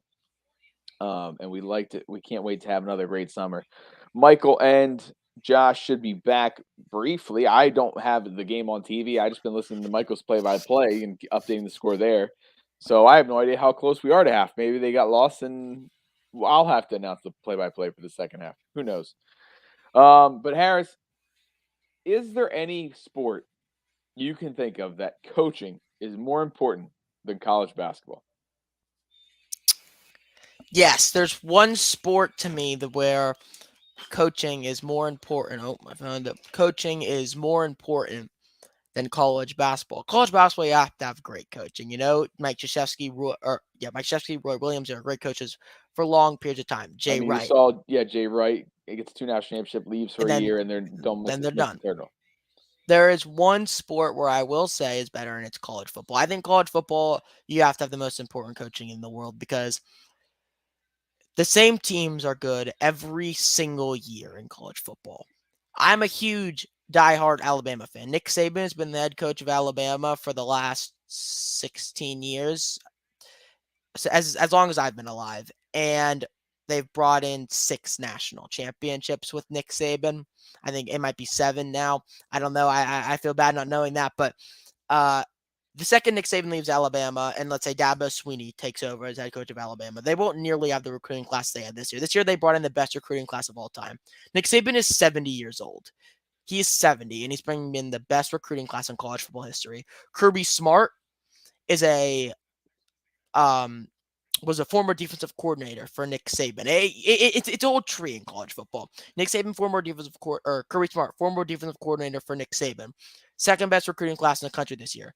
Back-to-back national champion. The second Kirby Smart came to Georgia, everything came into pieces. Before that, Georgia was a mid-tier SEC school for the last 10 years. They had not made, they were struggling. They were barely winning games. They were a 7-win team most seasons. The second Kirby Smart steps foot in Georgia, they are now a back-to-back national champion. LSU, for example, they weren't good for a couple of seasons. They were good with Les Miles. Les Miles fell off. They had Ed Orgeron. Ed Orgeron started to fall off. This year, they brought in Brian Kelly, and in 1 year, Brian Kelly brought them to a win against Alabama, a bowl game, and an SEC championship appearance. All these teams in college football, the second their coach leaves, no matter if the coach leaves and you don't bring in someone to follow up their legacy, you will not be that good in college football. Florida, for example, they were national champions with Urban Meyer. Then for a couple of years, they fell off. They hired Jim McElwain. They were good for a year. But after a year with Jim McElwain, they weren't good. They fired Jim McElwain. They bring in Dan Mullen. Dan Mullen was his head coach from Mississippi State. That was a great recruiter. Was a great recruiter for Florida for a couple of years. Brought them to 2 SEC championships. They lost both SEC championship games. Now, Florida has another new head coach, and they didn't even win 7 games this year. So in college football, you have to have the right coach because the second that your top tier coach leaves, you will fall into the gutter. And in college basketball, so let me ask you this. So I'm going to ask you this: is coaching more important in basketball than it is in football? Because I feel like because there's so many players you get to bring to your school in football and college football, I feel like the recruiting ability outweighs the coaching ability. Where in college basketball, especially when you have seniors and maybe you don't have the most talented team, I think coaching maybe outweighs what it is in football. Well, coaching in basketball is a lot different than coaching in football. In football, you've got all these guys. You have your offensive coordinator, you have your defensive coordinator, you have your cornerbacks coach, your offensive lines coach. In college basketball, you got your head coach, and you got your assistant coach, and you got your other guys, but none of them bring up to the power as your offensive and defensive coordinator. So sure, to be a head coach in college basketball, to be a head coach in the NBA, you have to be the best of the best. You have to bring up the best plays. But in my opinion, plays in college basketball aren't near plays in football. Because in football, you don't really know what's going to happen. You have to the defense has to guess what's going to happen with the offense. So apparently we're back. I know we're delayed, but one thing before I go off and don't talk anymore, I just want to yell at Josh real quick. Josh leaking the link to people that are randomly jumping in because of his Snapchat. All right, guys, we'll have fun in the second half. Hopefully the game gets close for you. Thank you, Zeke. Yeah, it's my bad. My bad. Yeah, come on, Josh. Oh, I think you took the wrong person. There you go. Well, in the second half of basketball, UConn has started off with a miss. What's your clock at? Where they started the first. 25, 19-24. Mid-range shot falls for Matt Bradley. Then we're starting the same way in the second half that we did in the first. UConn misses. San Diego State makes. What's it at for you? 1914, 1913, Yeah, you're 2 1912. seconds ahead of me. 1, 2. What's your clock at? 09, 08, Oh, that's 07. not 2 seconds. 4, 3, 2, 1. Perfect. All right, Sonogo lays it up and in off the glass. Adama's game- got 9. This game is not over yet No, not yet. because of the way that UConn played in this first half. Okay. Mensa dribbling with the left, kicks out to Matt Bradley, who sunk the first shot of the half for They SDSU. need something Tries like his this to luck fall again. back. This one not That's- as good, but Bradley gets the ball back. What they did against FAU down 14 was they won that game because their offensive rebounding. If they can get more chances, they don't need to be efficient. They just need to make more shots. This game is they played. Yeah. We got to talk Out of about how control. terrible San Diego State was in this first half, and they're only down by 12 right now. Yeah, I mean, they were down by 14 against FAU, so like they're Right, capable But of I'm coming saying back. that's my point. Is the way they're playing, and they're only down by 12. Yeah. All right, 18-16 to go here in the second. It's a 12-point lead for the Huskies, 38-26. San Diego State's got the basketball, though. Bradley, They can win this game. left wing. Oh, absolutely. He finds Trammell. Trammell driving in. Tough layup. Doesn't go. Rebound. Johnson. Gotta make Went out of those bounds. finishes. Still San Diego State ball. They gotta make those layups. Yeah, gotta especially on their get second, those and now third, fourth chance point opportunities. Like they have. Yeah, to They need to convert on those though. That's what I'm saying. Yeah. All right. Inbound will be Lamont Butler, who's 2 for 2 on threes today, which are the only shots he's taken. I think they should put the ball in his hands. He asked him to call a timeout. Yeah, because he couldn't You get need that it later. in. And Brian Dutcher's shaking his head because he knows that should not have been the case. Could have been avoided. We're talking about ways they can come back, but you can't be making those mistakes. I mean, I think it's a mistake. It's just a Not being able to get the ball in. okay, fine. It's a mistake. Yeah.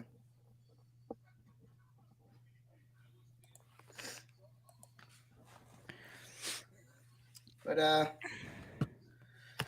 we'll see. We're talking about that dunk miss by by Jordan Hawkins at the beginning of the half. I mean, he Yeah, like that went was- up there and just completely missed it. Can't be doing that. You're right, Josh. I mean, they were down 14 versus FAU. I thought the game was over, but UConn doesn't look too hot to go into the half. Matt Bradley's pushing his whole weight into this game. He's pulling it. He's trying to bring this team back. But I mean, that's the thing. Yeah. it can't only be him. He carried San Diego State in the Mountain West tournament, but can he carry them here in the national championship in the biggest stage of college basketball? Is Well, the question going into that. I mean, that's the thing is there are two types of like blowouts. There's the blowout because your team is playing well, and there's the blowout because the other team is playing poorly.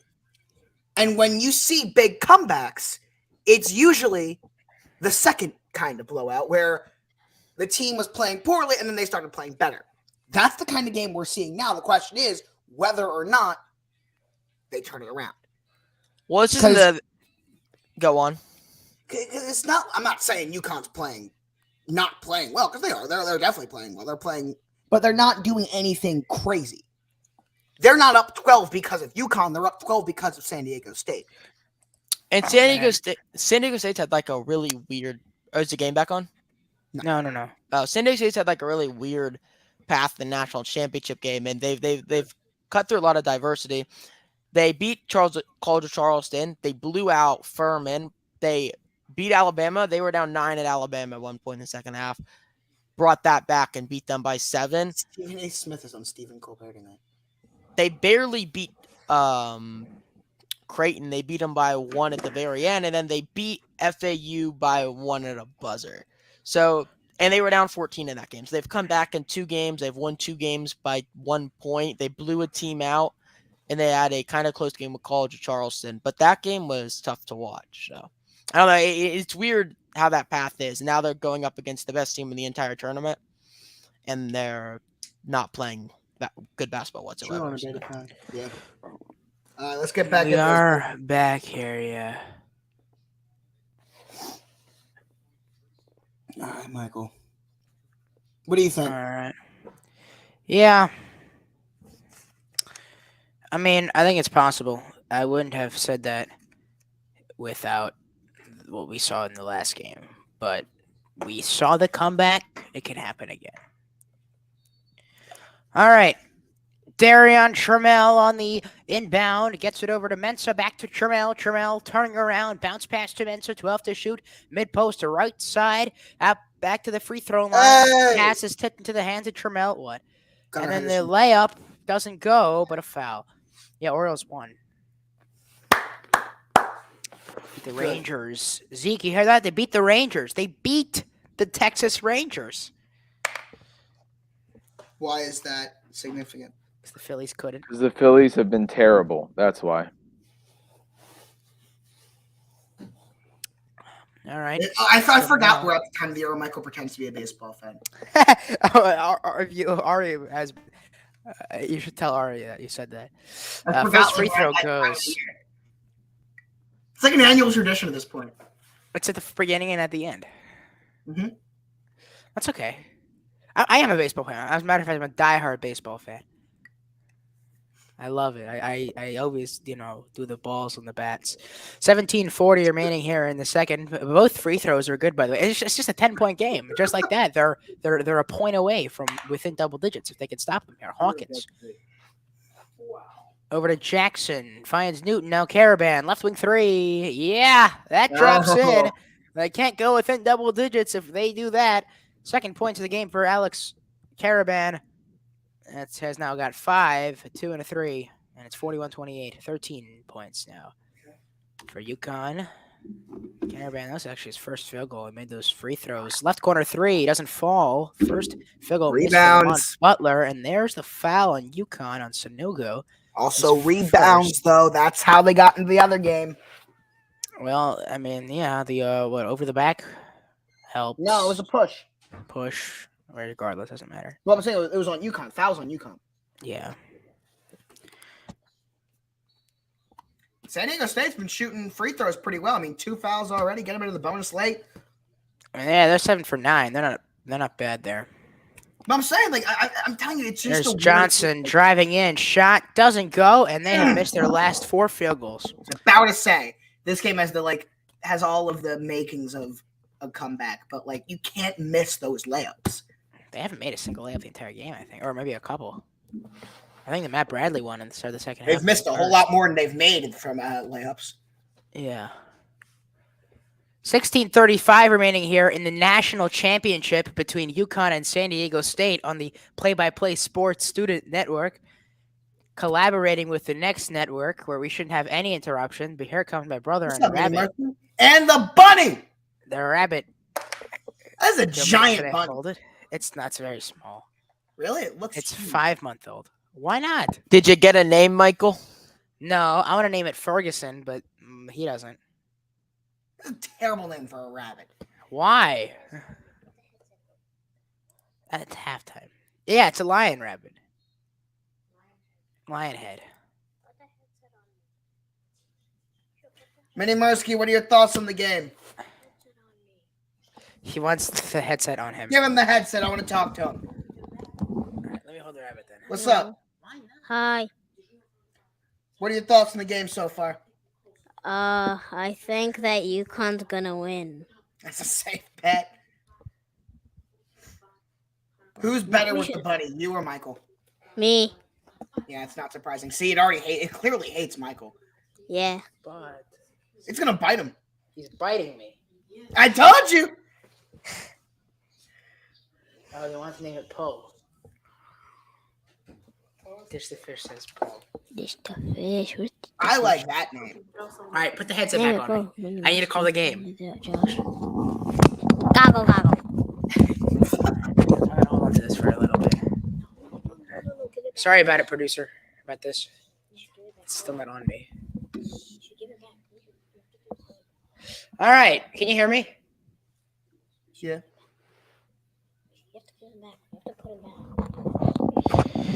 I will. I can't do this right now, Sash. I can't. I'm calling it. Okay, 16-11 to go. Tristan Newton has the ball. Give me a minute. Michael Andre wants the Jackson now. Up for Adama Sanogo, who's stuffed at the rim, and there's a foul. So now I can give it to you. Don't choke it. Hold it. Take it gently by the butt. By the bottom. You got it?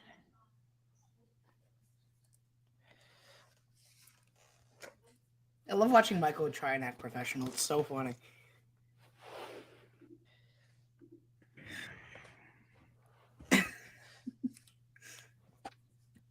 Michael trying to act professional is one of the funniest things ever. Am I a professional actor? Yes. You do have a voiceover emails, right? Voiceover emails? Right? Oh, I mean, I was subscribed to a newsletter, if that's what you're referring to. Yes, that is what I'm referring to. 16:02 now, 13 points. So free throws hit for Sonogo. Hit the straight.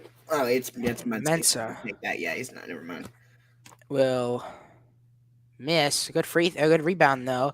The drive in here, and Butler There you rolls go. it in. 43-32. 15-40. Offensive It rebounding. is an 11-point Husky lead here. Here's Tristan Newton. He's got the They basketball. gotta make this under Transfer 10 from now. East Carolina. What? They gotta get this to under 10 though. They have not done that yet. Newton Kind of been that magic finds number. Andre Jackson. Jackson back to Newton. That was the first made layup of the game for the Aztecs. Newton is fouled on his way to the line by Trammell. That's Trammell's third personal. There's a media timeout. 2 free throws coming up It's a after giant the highlight. break. Yes, it is a giant highlighter. Put it down. Please go. Adama Sunogo. Wait.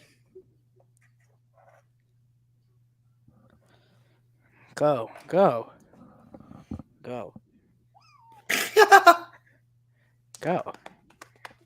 What's on my arm? Oh, it's paint. You know the tessellations that we do at school? The Oh tiles? yeah. I had those today. I had that today. Mine sucked. Yes, it did. Seriously? Did you try to make an Misha? You can make the mountains out of your name. Here, I texted I it to you. wanna talk to my kid about the game. They can't hear you, Sesh. I know. You can't hear me. Mursky, you said you were naming the rabbit after the winner of the race the other night, but I said there was a chance. You want to name the rabbit Max? No. I think you should name the rabbit Max. Yes? Max Verstappen. He wants to name it after Max Verstappen. That's his favorite driver. I like your brother. Max He's got good taste in Formula One drivers. Harris says that you have good taste in Formula One. Verstappen. Harris is behind. He's not on the camera, but he's talking. Here, talk to him about F1. We Hoopin did not respond. Mini Mursky, you a Formula One fan? Yeah. You like Max Verstappen? Yeah. Yeah, me too, buddy. I think you should name the rabbit Max. That's what I thought. You know, your brother told me the other night when we were streaming the race, he was gonna name it after the winner of the race. Max won the race, so here we are. Your brother needs to stick to his promise, don't you think? Yeah. Yeah, I agree. Mini Mursky, I got a question for you. Stop. What? I got a request for you. Ask Michael what he texted We Hoopin. What did Oh, you yeah, text for hooping? No. What did you text me hooping? Go full screen. Go full screen on Michael. What did you text him? What did you text him? Oh, that's not full screen. Did Michael take himself off?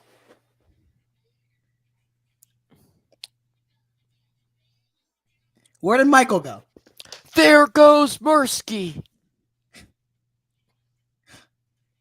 Oh man. Reporting That's here weird. live from Mursky Play by interruption. Play Sports Student Sports Network. Michael Mursky is out of the stream due to his brother beating him up. His 7-year-old brother beating Michael him Mursky Gotta add loses that the in there. fight to his brother. Make that the breaking news up. line on the bottom. 7-year-old brother. by the way. 7.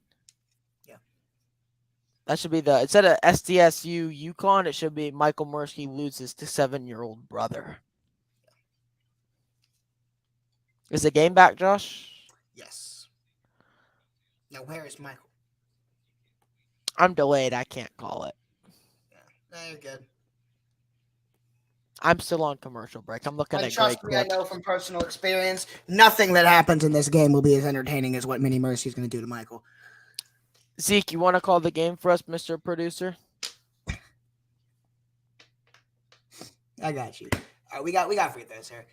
All right, Tristan Newton at the line. It's an 11-point game right now. We got a 2 at the line right now. It's going to be 12-point UConn lead. WrestleMania Mini Mursky versus Mikey main event. I agree. What did I miss? Up. He's Mercy back. is back. What'd you do to your brother? I got rid of him. Why did you leave? So I can get rid of him? You should have stayed on stream. The people wanted to see that. With him? Yes. No.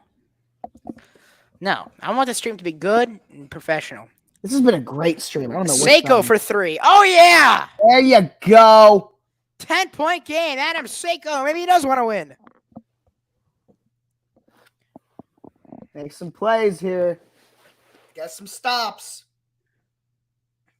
I'm telling you, this has the feels of a 3 and D comeback. player. Yeah. Here's Newton. Trapped in the corner by Seiko. Finds Caravan at the top of the key. Up for Sonogo. Pass is picked off. Butler tried to be cute and lost it. Here comes Jackson. A 3. Short. And it's caught. The air ball is caught by Matt Bradley. That's next long back again. UConn hasn't hit a field goal in about 3:10. Seiko, left corner, 1 out of 3. Didn't go. Drops Newton, and they call it an offensive foul. Wow. Why?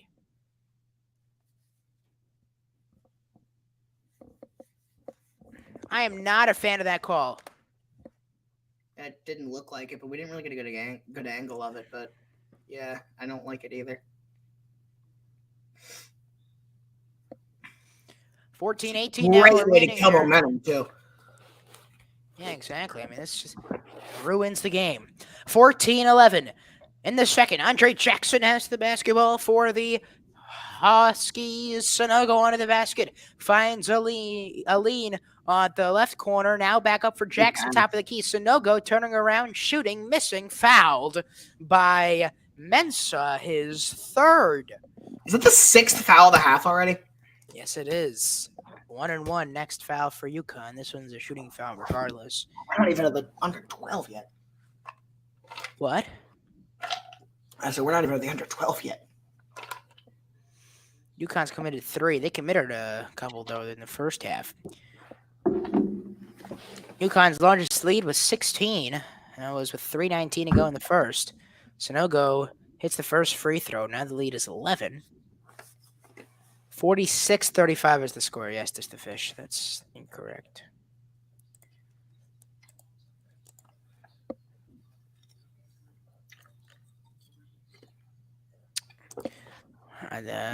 Substitution here. You got to get some. I mean, he's your best rebounder. Mensa, Bradley, and Johnson all coming out. Parrish, Ladie, and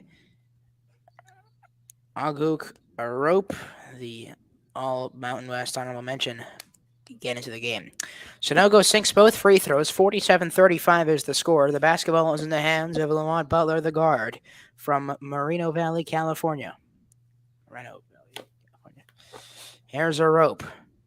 Gets it over to Seiko. Seiko driving in with the left. Now he's going back out with the left, and he hands it off to Butler. Butler is on the right wing, pulls up for 3. That's short. Rebound, Tristan Newton. Newton's been playing really well today. 11 points, now 6 rebounds tonight to go with 3 assists. Top of the key, Tristan Newton from El Paso, Texas, playing his home state, kicks out Aline. Right corner 3, doesn't go. A rebound by Ladie. Ladie, the defensive rebound for San Diego State, who has 3 guys in foul trouble. Trammell and Mensa both have 3. Tough shot up, no foul for Butler, who missed. And off the front part of the rim, Newton gets the rebound up for Caravan. Caravan driving in, trying to get a shot, but he is fouled on his way up by Arope. That's his first foul of the night. Sorry, they called it on Parrish. That's his first foul of the night. What are you laughing at? Private chat. I'd expect nothing less from Isaac.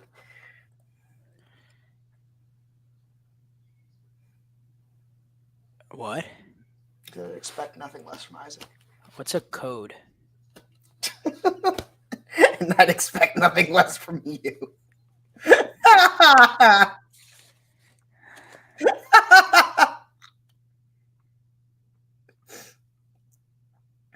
Oh, You putting it together now? I'm not a college person. I know. What is that? What is? Oh, that's very nice. That's very nice.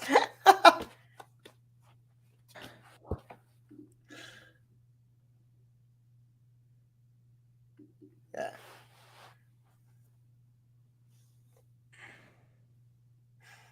Oh, man. Why am I in caps?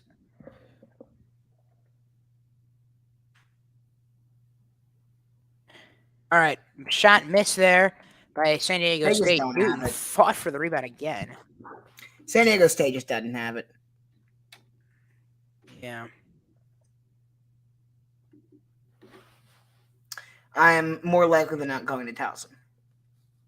Good. It's a good school. Dave Johnson went there. Who's Dave Johnson? He's the guy we interviewed. The Wizards guy. Ah, there you go. I think I don't remember that. I remember. Which former Ravens quarterback went to San Diego State? Well, I know Dan Orlovsky went to UConn. Which former Ravens quarterback went to San Diego State? Where did Kyle Bowler go? Yeah, but I say it's not Kyle Bowler, I don't think. What? That's right, he went to Cal. Yes, I didn't think it was Kyle Bowler.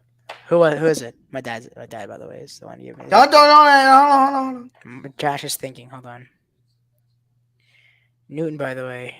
For some reason, the name Anthony Wright is in my head, and I know that's Josh wrong. is thinking Anthony I know Wright. that's wrong.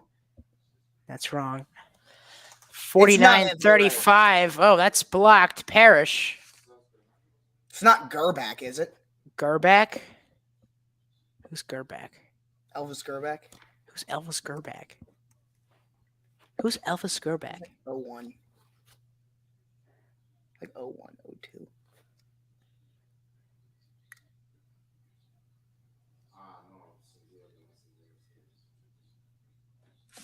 San Diego, not San Diego State. Is that PJ Carlissimo there? Anyway, What's the answer? 12-23. He's looking. What's the answer? Parrish. You didn't know the who? Josh Johnson? Oh, that doesn't count. I went to San Diego. Did you go to SDSU? Josh No, you Johnson went to San Diego. doesn't Yeah, count. you're wrong. You went to San Diego, not San Diego State. Of course, Josh Johnson counts. But he went to San I Diego. thought you meant like a starter. He did start. He started against the Bengals last year. I know. Josh goes, I thought you meant like a starter. I remember. He's a I starter. thought you meant like a guy who started for like a season or something. He's a starter, though. He started against the Bengals in that game where Joe Burrow threw for 600 yards. I understand. Okay, anyway, back to the Final Four here because the Aztecs just missed a free throw. Big one by Ledee. All right. San Diego State just doesn't have it. Jaden Ledee from the Kincaid School in Houston hits the second free throw. I'm ready to call it. This game's over. Over? They just don't have it. Interesting. I just broke my pen. 12:06 to go here. Klingon, by the way, has 3 fouls for UConn. They just don't have. He's actually on the floor now. The extra gear. They just don't have it tonight. Huskies up by 13. 11:57 to go. Aline floater doesn't go, and there's another foul. That's from Parrish. It's Parrish's second straight foul. He's got 2 in the game. Immediate timeout, and then 2 free throws coming up for Naheem Aline. Oh, God. I This think game. they'll keep it close. Like, I don't think there's going to be a point where it's going to be just dominance. But I think I think this game is going to be, like, pretty close the whole way through. Ish. But they're not going to win. You don't think they got a shot? I just don't see it.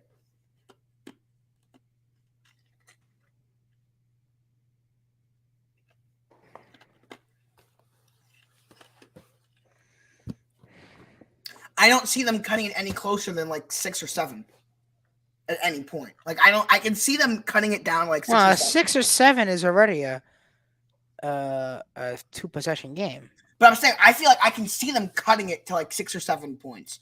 But like I can't see them making it any closer than that. Yeah. Like I don't think they can go on a sustained run.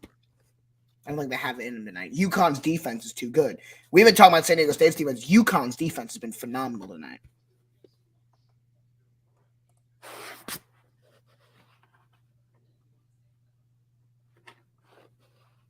Who's the MVP of the tournament for UConn, assuming they win? Sonogo? No, probably Hawkins. It's one of the two. No, it's going to be Hawkins. Yeah, Hawkins had the better game tonight. That's 7 tonight. Tristan Newton has 13, though. Yeah, you're right. It's Hawkins. Hawkins is going to be the player of the tournament. Well, let's take a look here. Hawkins, he had, against Miami, Hawkins had 13. Sonogo had 21. Against Gonzaga, Hawkins had 20. Sonogo had 10. Against Arkansas, and that was the big one for Hawkins, where he had 24. Sonogo had 18.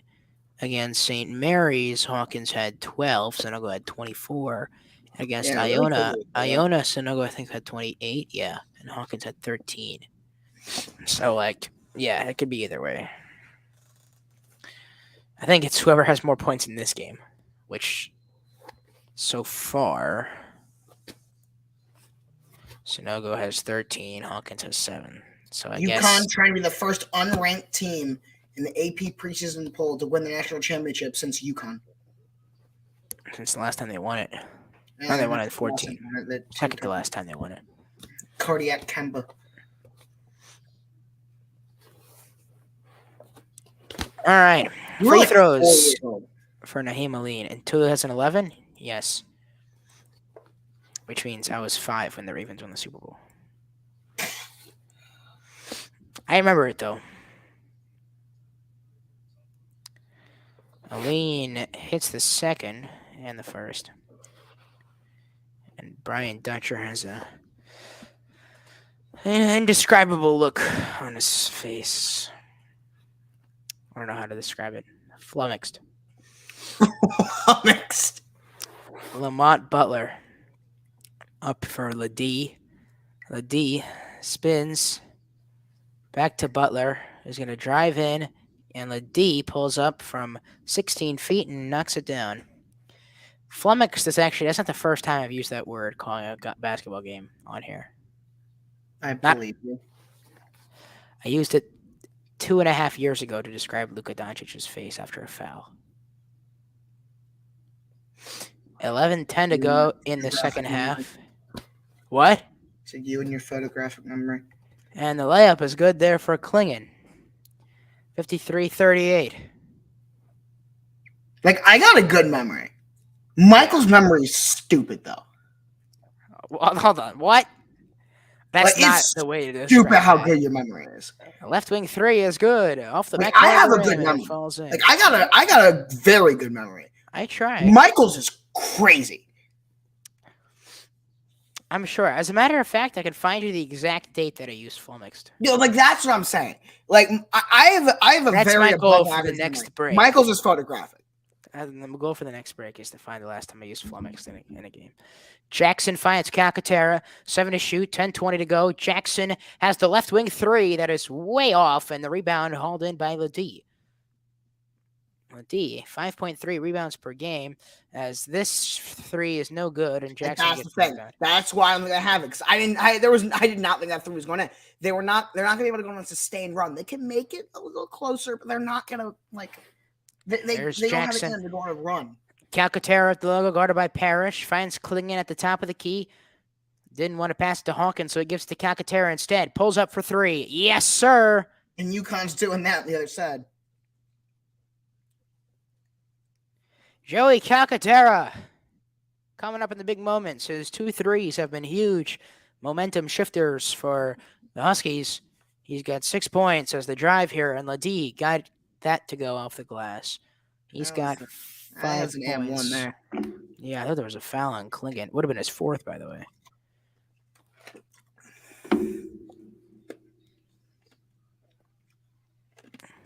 All right, here's Andre Jackson at the logo. Finds Calcaterra, back to Jackson.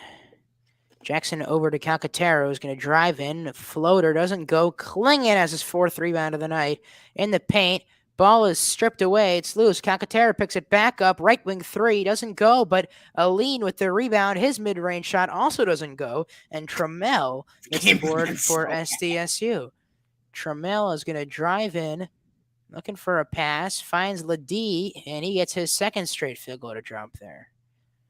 All right, so Ladie now up to 7 points, and they've all been in the last couple minutes. He's finally heating up, Jaden Ladie, or most of them. The hometown guy, and Helene calls UConn's 2nd time out of the game. Both teams have 3 with 8:33 to go in the second. If San Diego State goes on a run, the time is now down by 11, 56-45 the score. 8 minutes, 33 seconds to go in the second half. You're listening to the National Championship here on the Next Network and the Play-by-Play Student Sports Network. I'll be right back. Well, Michael, I'm back after my 10-minute hiatus. I'm going to look for flummox now. All right, well. Did you hear what I said about that word, flummoxed? No, what happened? I didn't hear you. No, we were discussing. I said that Dutcher looked flummoxed. You know what scares me about UConn? It's not the fact they're about to win a national championship. It's the fact that Donovan Klingon, if he stays this year, like let's say his draft stock goes up after this game. Necessarily if they win the national championship, but if he stays, Found it. August 22nd, 2020.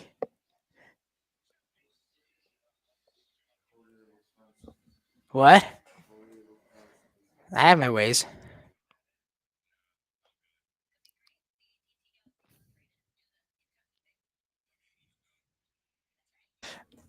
I'm gonna play it to Josh. You guys did not hear what I just said because I just played because I put it on mute. Yeah, Harris, keep going. I was saying, if Klingon stays, he's 7'2" as a freshman. Yeah. And he's dominating the paint like this, and he's the backup. I mean, Edie's been at Purdue for 4 years. Freshman year, he was solid. He was starting center at 7'4". Second year, starting center at 7'5". And they were the AP number 1 team for a minute last year. This year, they're the AP number 1 team for a lot of the time. I don't know. Klingon could have a similar story. One of the bigger guys in college basketball, no matter their skill or, they're all right. always. We're back. Yeah. No, you're right. It's important. By the way, Hawkins just missed a mid-range shot. Sanogo couldn't get the rebound. So now Trammell kicks it out to Ladie. Ladie finds Keyshawn Johnson for 3, right wing, and that hits. All right. It's an 8-point game. We're within double digits. San Diego State has crawled back for the 2nd straight game. They were down by 14 against FAU, and now they're on a 9-0 run in the last 2 minutes. 7-0 run in the last 2 minutes, in the last minute 40. I think it was by a 10-2 run before then. Well, now this could make it a 9-0 run if they go up, and they do. And there is the layup by Trammell. I'm sorry, it's a 6-point game. All right, that's what I said. 6 or 7. Let's see if they can go. You should just stay off because San Diego State is better when you.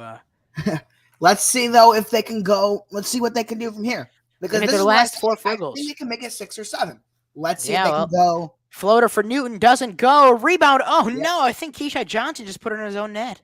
Like they just don't have that 8-point game running them tonight.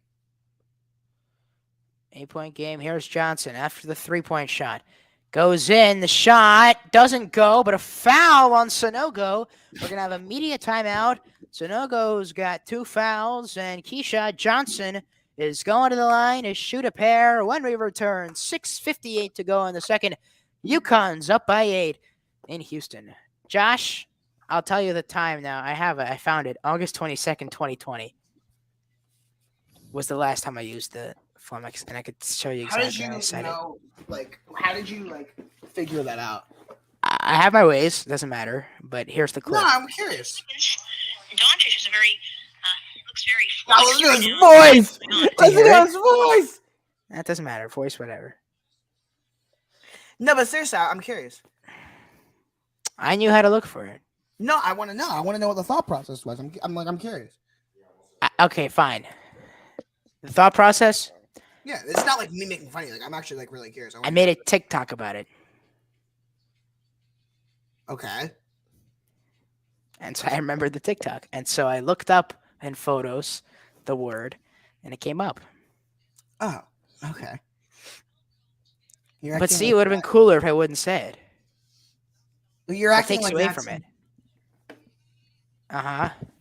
See, exactly. Now Josh thinks a lot less of me. He's so disappointed. I actually am Look pretty at him. disappointed. I'm not gonna lie. He is pretty disappointed. See that? Exactly. Josh, you see the new Twitter logo? What? Have you gone on Twitter in the last Yeah. half a day? On Yeah. your computer. On your computer. Yeah. What?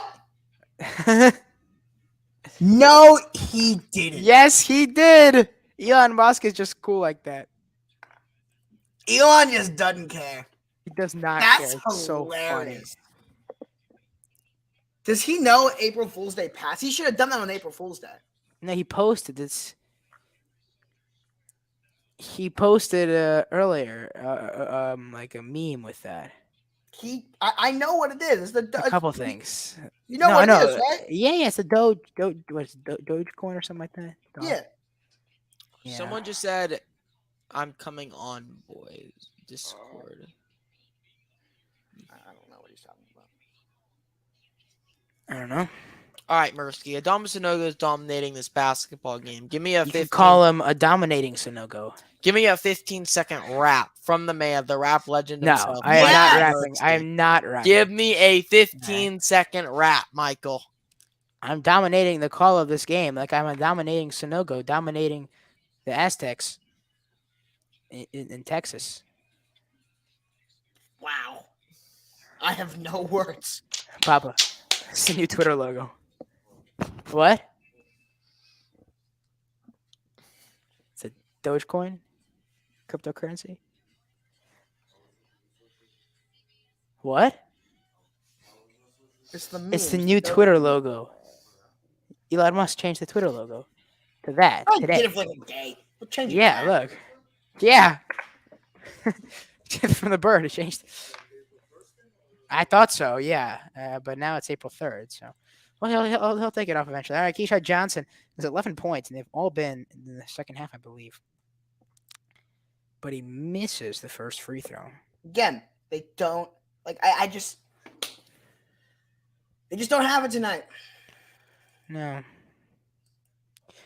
Under 7 minutes to go here. Second free throw. It's a big one. And it rolls in.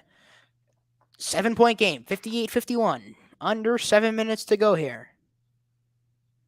Jackson's got the ball into the front court for the Huskies. San Diego State's missed 4 free throws. UConn's missed 2. They've both attempted 15.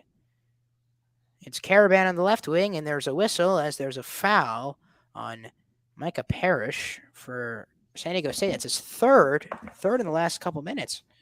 So now 3 guys for San Diego State in foul trouble. Parrish and Trammell both are on the court right now, and Mensa's on the bench. They don't have a pure big man in right now. I mean, Ledee, 6'9", but they don't have Mensa or a rope. No, they're playing small ball right now. Sonogo is in the game. They're playing small ball. Hawkins in the free throw line, hit the first, yeah. That's thought Aline process. They goes wanna in hit for threes. Andre Jackson. Has Lamont Butler attempted a 3 since his first 2? Yes, he's hit 1 more and attempted 3 more.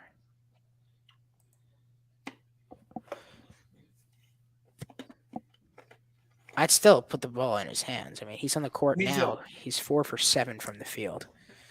Well, he's got it right now, dribbling with the right over to the left. He's at the logo. He finds Johnson. Back to Butler. Butler will drive in here. Tough shot. Missed it. I was sure he was fouled. They didn't call it. Dutcher's really pissed now. Give it an earful to this referee here. Looking like Kim, what's her name? Kim Mulkey? Is that Mulkey? LSU.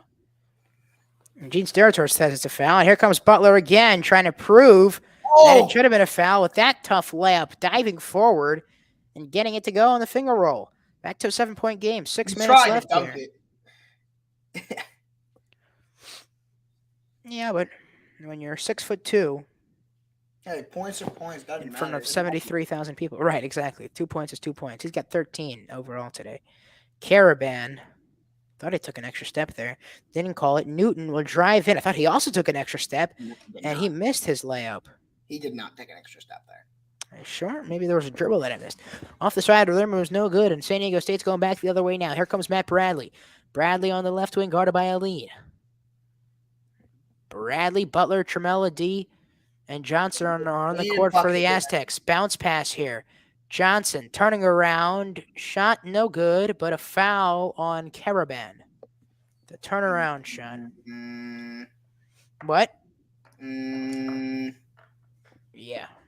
Or at least maybe it's a makeup call. Yeah, because I don't know if that was a foul. The other one was more of a foul than that one. So I think it probably was. We'll see. Big free throws coming up. It's 60-53. It's a 7-point game. Keyshawn Johnson went 1 for 2 on the trip to the line just a few moments ago. The first free throw is good. Big shot. Now it's went a little cold to the line this half, so they got to hit these free throws. This to make it a 5-point game. They were down by 16. Keyshawn Johnson with 5:19 to go in the second. Knees bent. Shot up. It falls in. 60-55 is the score in Houston. The Aztecs have fought their way back. Not yet, though. They're still down by 5. Yes, that is true. They're fighting their way back. Newton has the basketball, guarded by Trammell. Now a 3 for Hawkins, and that falls. Right. Every time it feels like San Diego State's about to do something, UConn just does this much more. Trammell. Now Ladie almost loses it there, has to throw it up, picked off by Newton. Newton, the pass is also picked off by Trammell. Going back now for San Diego State. Finds Johnson. Johnson's shot, no good. Good rebound by Bradley. Bradley on the right, now finds Ladie. Ladie pump faked a couple times, now spinning. Jumper, no good. Rebound, UConn. Great defense, absolutely, Josh, by Adama Sanogo. Really good defense. 4:07 to go in the second.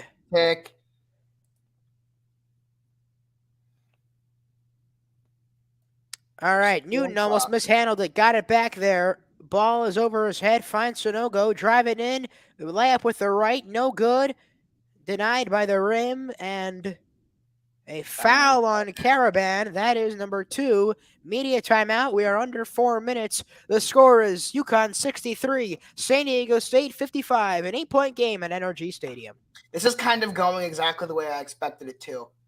No, it's not. Stop it. From like around from around the 12-minute mark. Yes, it is. Around the 12-minute mark. This is kind of what I said I thought was going to happen. Like I thought San Diego State could make it a game, right? They could make it close. But every time it feels like San Diego State's going to actually UConn scores. UConn does something. Yeah. Right. UConn can't. Yes, it is what I thought was going to happen. Around the 12-minute mark, yes, it is. UConn's going to win this basketball game by I'm not going to lie to you, Chelly. By 7 or 8 points. I'm very comfortable. Josh, while I was scrolling my phone while I was backstage, scrolling TikTok for a second, and I saw a TikTok of you on my For You page. I guess y'all reposted it. It was you at some show. You seem to be getting into it. Medieval times. My night is so bad. I'm like scrolling through my For You page and it just pops up. Yeah, because Josh reposted for some reason. Why not? Well, I mean, that's a little. Why not? Who took you to medieval times? That's interesting. This is a school field trip. You went from going to Cuba to medieval This times. is the first field trip we've been on. That's not true. You went to Cuba literally the week It wasn't before. a field trip though. It was an air trip.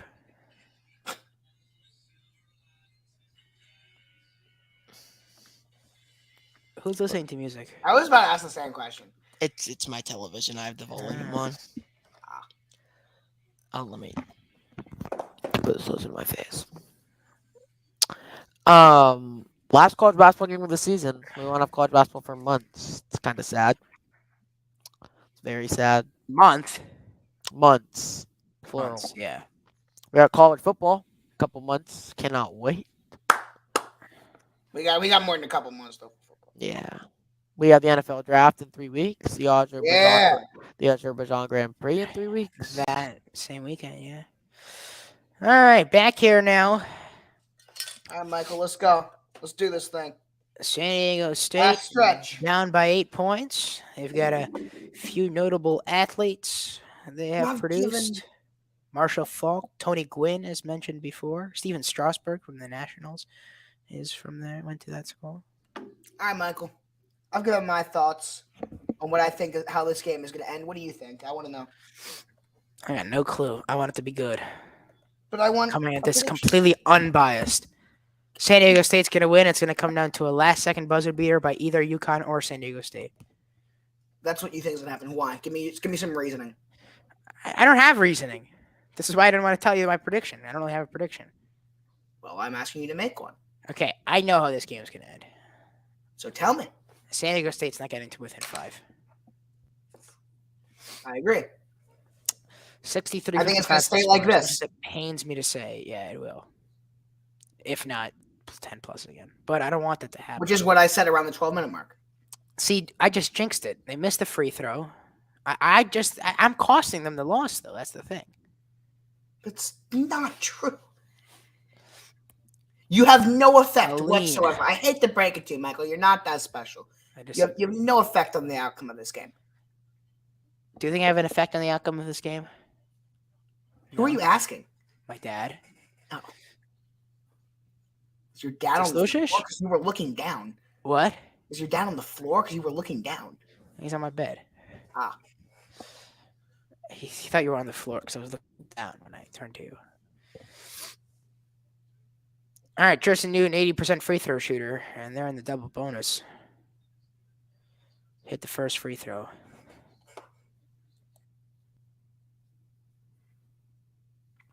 But who is Sonogo or Hawkins? One shining moment coming up next. If you had a vote. This game, Sonogo has been better. No, but for the overall tournament, if you had a vote, who would you vote for, Sonogo or Hawkins? Hawkins, just because of the Arkansas game. I would say Sonogo. Yeah, but that also, yeah, could be. All right, here's Lamont Butler. Finds Seiko. Seiko at the top of the key looking for Bradley. Instead gets it back to Butler. Butler pulls up from deep, and he misses, and Newton got the rebound. Whoa. Bradley Everyone just went sell a flying. foul. They all went.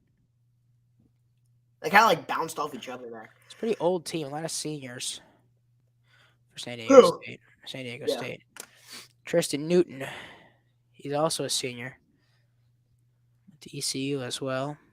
Usually from El Paso. Tick. Newton at the top of the key. 5 to shoot. Guarded by Seiko. He drives in. Goes up for the shot. Woo! Hit it off the glass. Tristan Newton has 17. What a game he has had. 67-55. It's a 12-point game just like Sam that. should storm the court if they win. Bradley missed the 3. What'd you say? Sam should storm the court if they win. Sam's not there. Sam's in New York. What? Sam's in New York. Sam was supposed to join us for the stream, but he hasn't responded to my text message. He didn't stay for the game? No. Really? I don't think he had a credential for the game. He did for the Final Four. He did, yeah.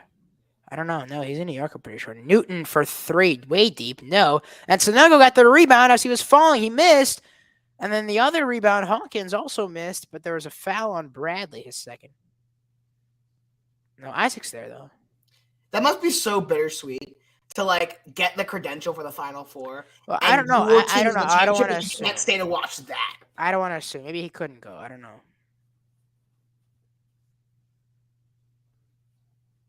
But can't you like not cheer in like In theory, but like there's local media. Who is his team? UConn. UConn? It's also not a press box. The court's So he can make noise and whatever. in theory. I mean, it's weird. It's unprofessional. Who cares? It's his team in the national They championship. care. I wouldn't. I wouldn't if Maryland would be in the national championship. Yeah, but he's more of a UConn fan than we are Maryland fans. I wouldn't if the Ravens would be in the Super Bowl. Cheer in the press box. Imagine me. I know. I am imagining you. I mean, I'd be I can happy, imagine someone now like, obviously. Josh, be quiet. It's the Super Bowl. Whatever. Sonogo, free throw 1, good. Free throw 2, good. Oh, here we go again. If they don't score here, they're going for the threes and they keep missing them. Well, yeah. There's Trammell. They haven't scored in 4 minutes, 7 seconds. Trammell jumper ends that drought. They score and they call a timeout and they got 1 left. Minute 55 to go. You can't take them with you. Running out of time. 12 points. Can they do it or will UConn go 5 for 5 in their natty games?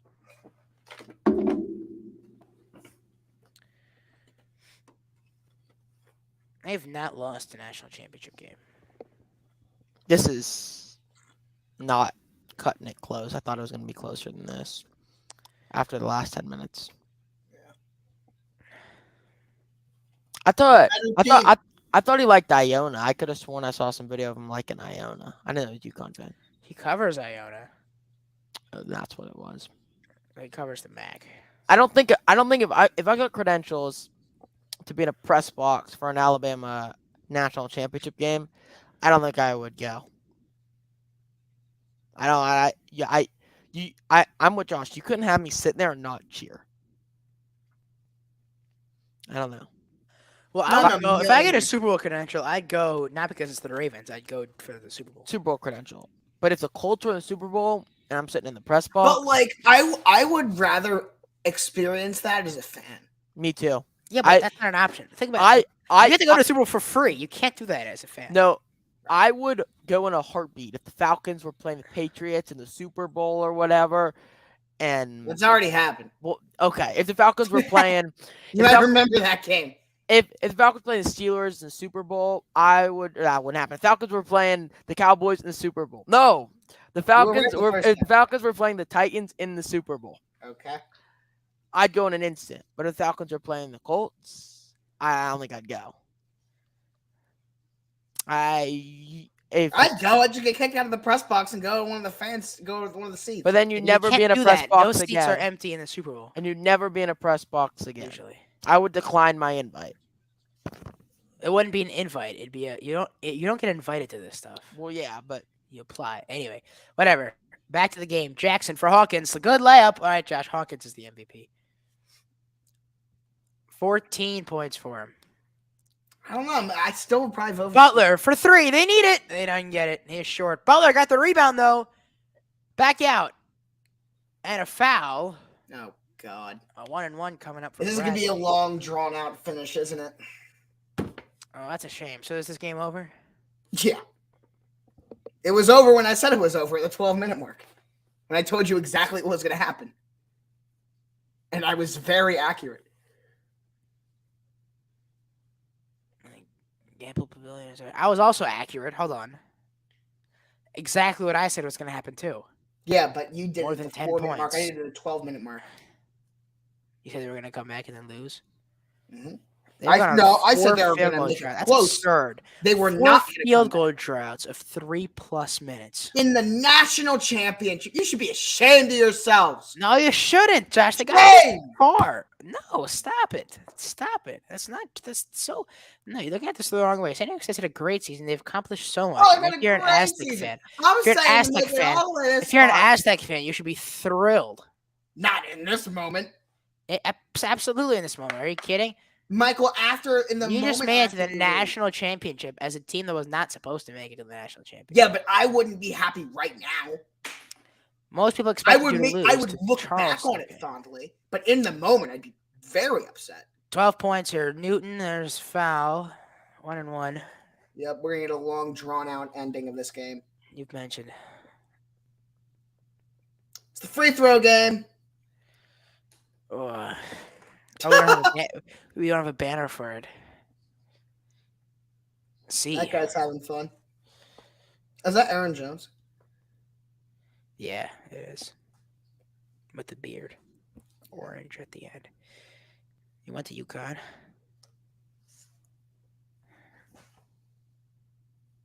Isaac met him. Or sorry, he didn't go to UConn. Isn't his cousin? His cousin's been the best player tonight. His cousin's Tristan Newton. I didn't know his cousin was Tristan Newton. I just know his cousin was on the team. I didn't know his cousin was Tristan Newton. Pretty sure Angel Reese's cousin, by the way, is Jordan Hawkins.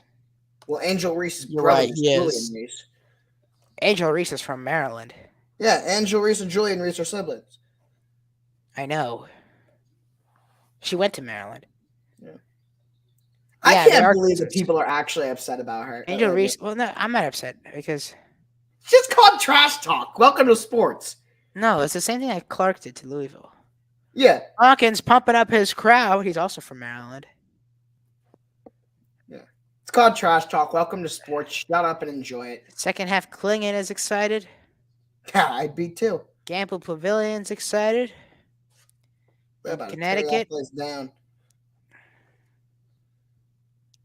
Dan Hurley is trying to keep a straight face. That's another thing I would never be able to do. Keep a straight face. In this moment, no. But I wouldn't want to. I would.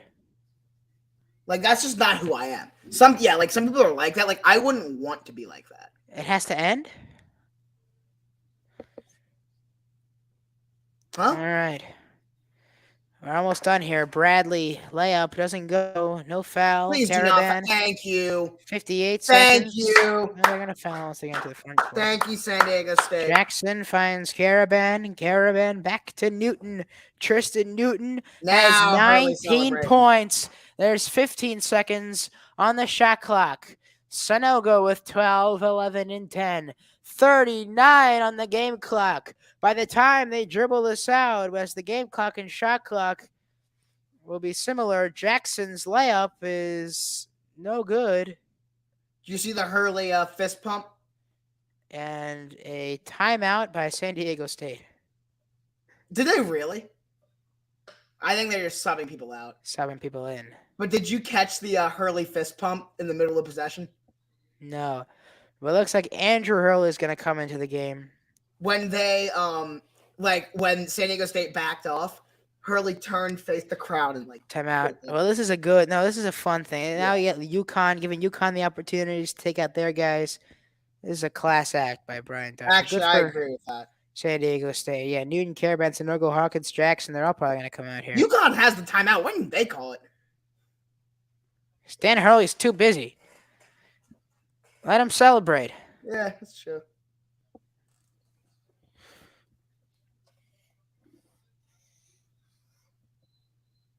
$30.2 seconds. We're going to end the stream, by the way, before one shining moment. Oh, yeah. I thought we were going to end the stream as soon as, right when the game ends. A couple minutes after. I don't really know how much there was to talk about. There's a lot to talk about. What about the season?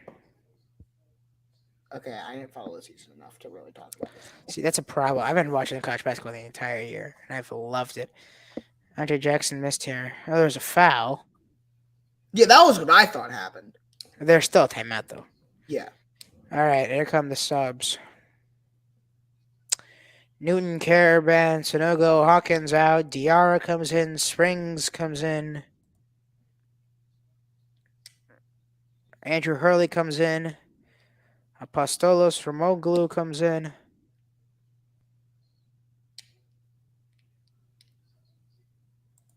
Absolutely. 30.2 seconds, which means there would be a shot clock violation, right? There's 2/10. Yeah, they just shoot it like. Jackson has to get in. I don't know who we're zooming in on right now, but probably some guy's retiring or something. I don't know. Speaking of which, shout out Jim Nance. Yeah. Sucks this is the game he has to go out on, but there he goes. That's PJ Carlissimo, by the way. I'm pretty sure they were zooming in on. Who? Andre Jackson comes out. PJ Carlissimo, Who is that? the coach. Okay. 26 seconds, 25. Am I supposed to? I have no idea. Half second, yes. You are supposed to know there's half Who- second what difference in sport? shot clock. Basketball. The three missed. Coach in the NBA also. Look, they already put final. Andrew Hurley is going to dribble it out. The coach's son. What line you got? And the UConn Huskies are the 2023 national champions. That was it. I'm disappointed. Usually you got a line. Usually you got something. That's it. 76-59. The Huskies launch themselves out of this world from the Space City and get the victory here. That was better. 5 trips to the national championship, 5 national championships, and UConn ends their season undefeated against non-conference opponents with the greatest, or at least one of the greatest, NCAA tournament runs any team has ever had, and they are now the first team in the history of the March Madness tournament to win 6 games by at least 13 points, winning the final one by 17. What a win. What a win. What a run by UConn. What a run by Dan Hurley. What a tournament by Adama Sanogo and Jordan Hawkins. As much as I wish that Crimson and White would be raining down from the ceiling right now, that was a great. There was no beating this UConn team. None. I don't. No team. Absolutely no one would have beaten this team. That's insane. UConn beat Alabama too at the beginning of the year. I didn't think they'd win the national championship, but here they are. Yeah. And Dan Hurley gets his victory. He was kind of living in the shadow of his brother for a while, Bobby. But now he has his own national championship and his Hall of Fame dad, too. Tristan Newton finishes the game with 19 points. The UConn Huskies are the national champions. For Josh Berman, Harris Sideband, and our producer Zeke, I'm Michael Mursky. You've been listening to the National Championship game in March Madness here on the Next Network and the Play-by-Play Student Sports Network. Thank you for watching. Thank you for listening. Have a great rest of your night.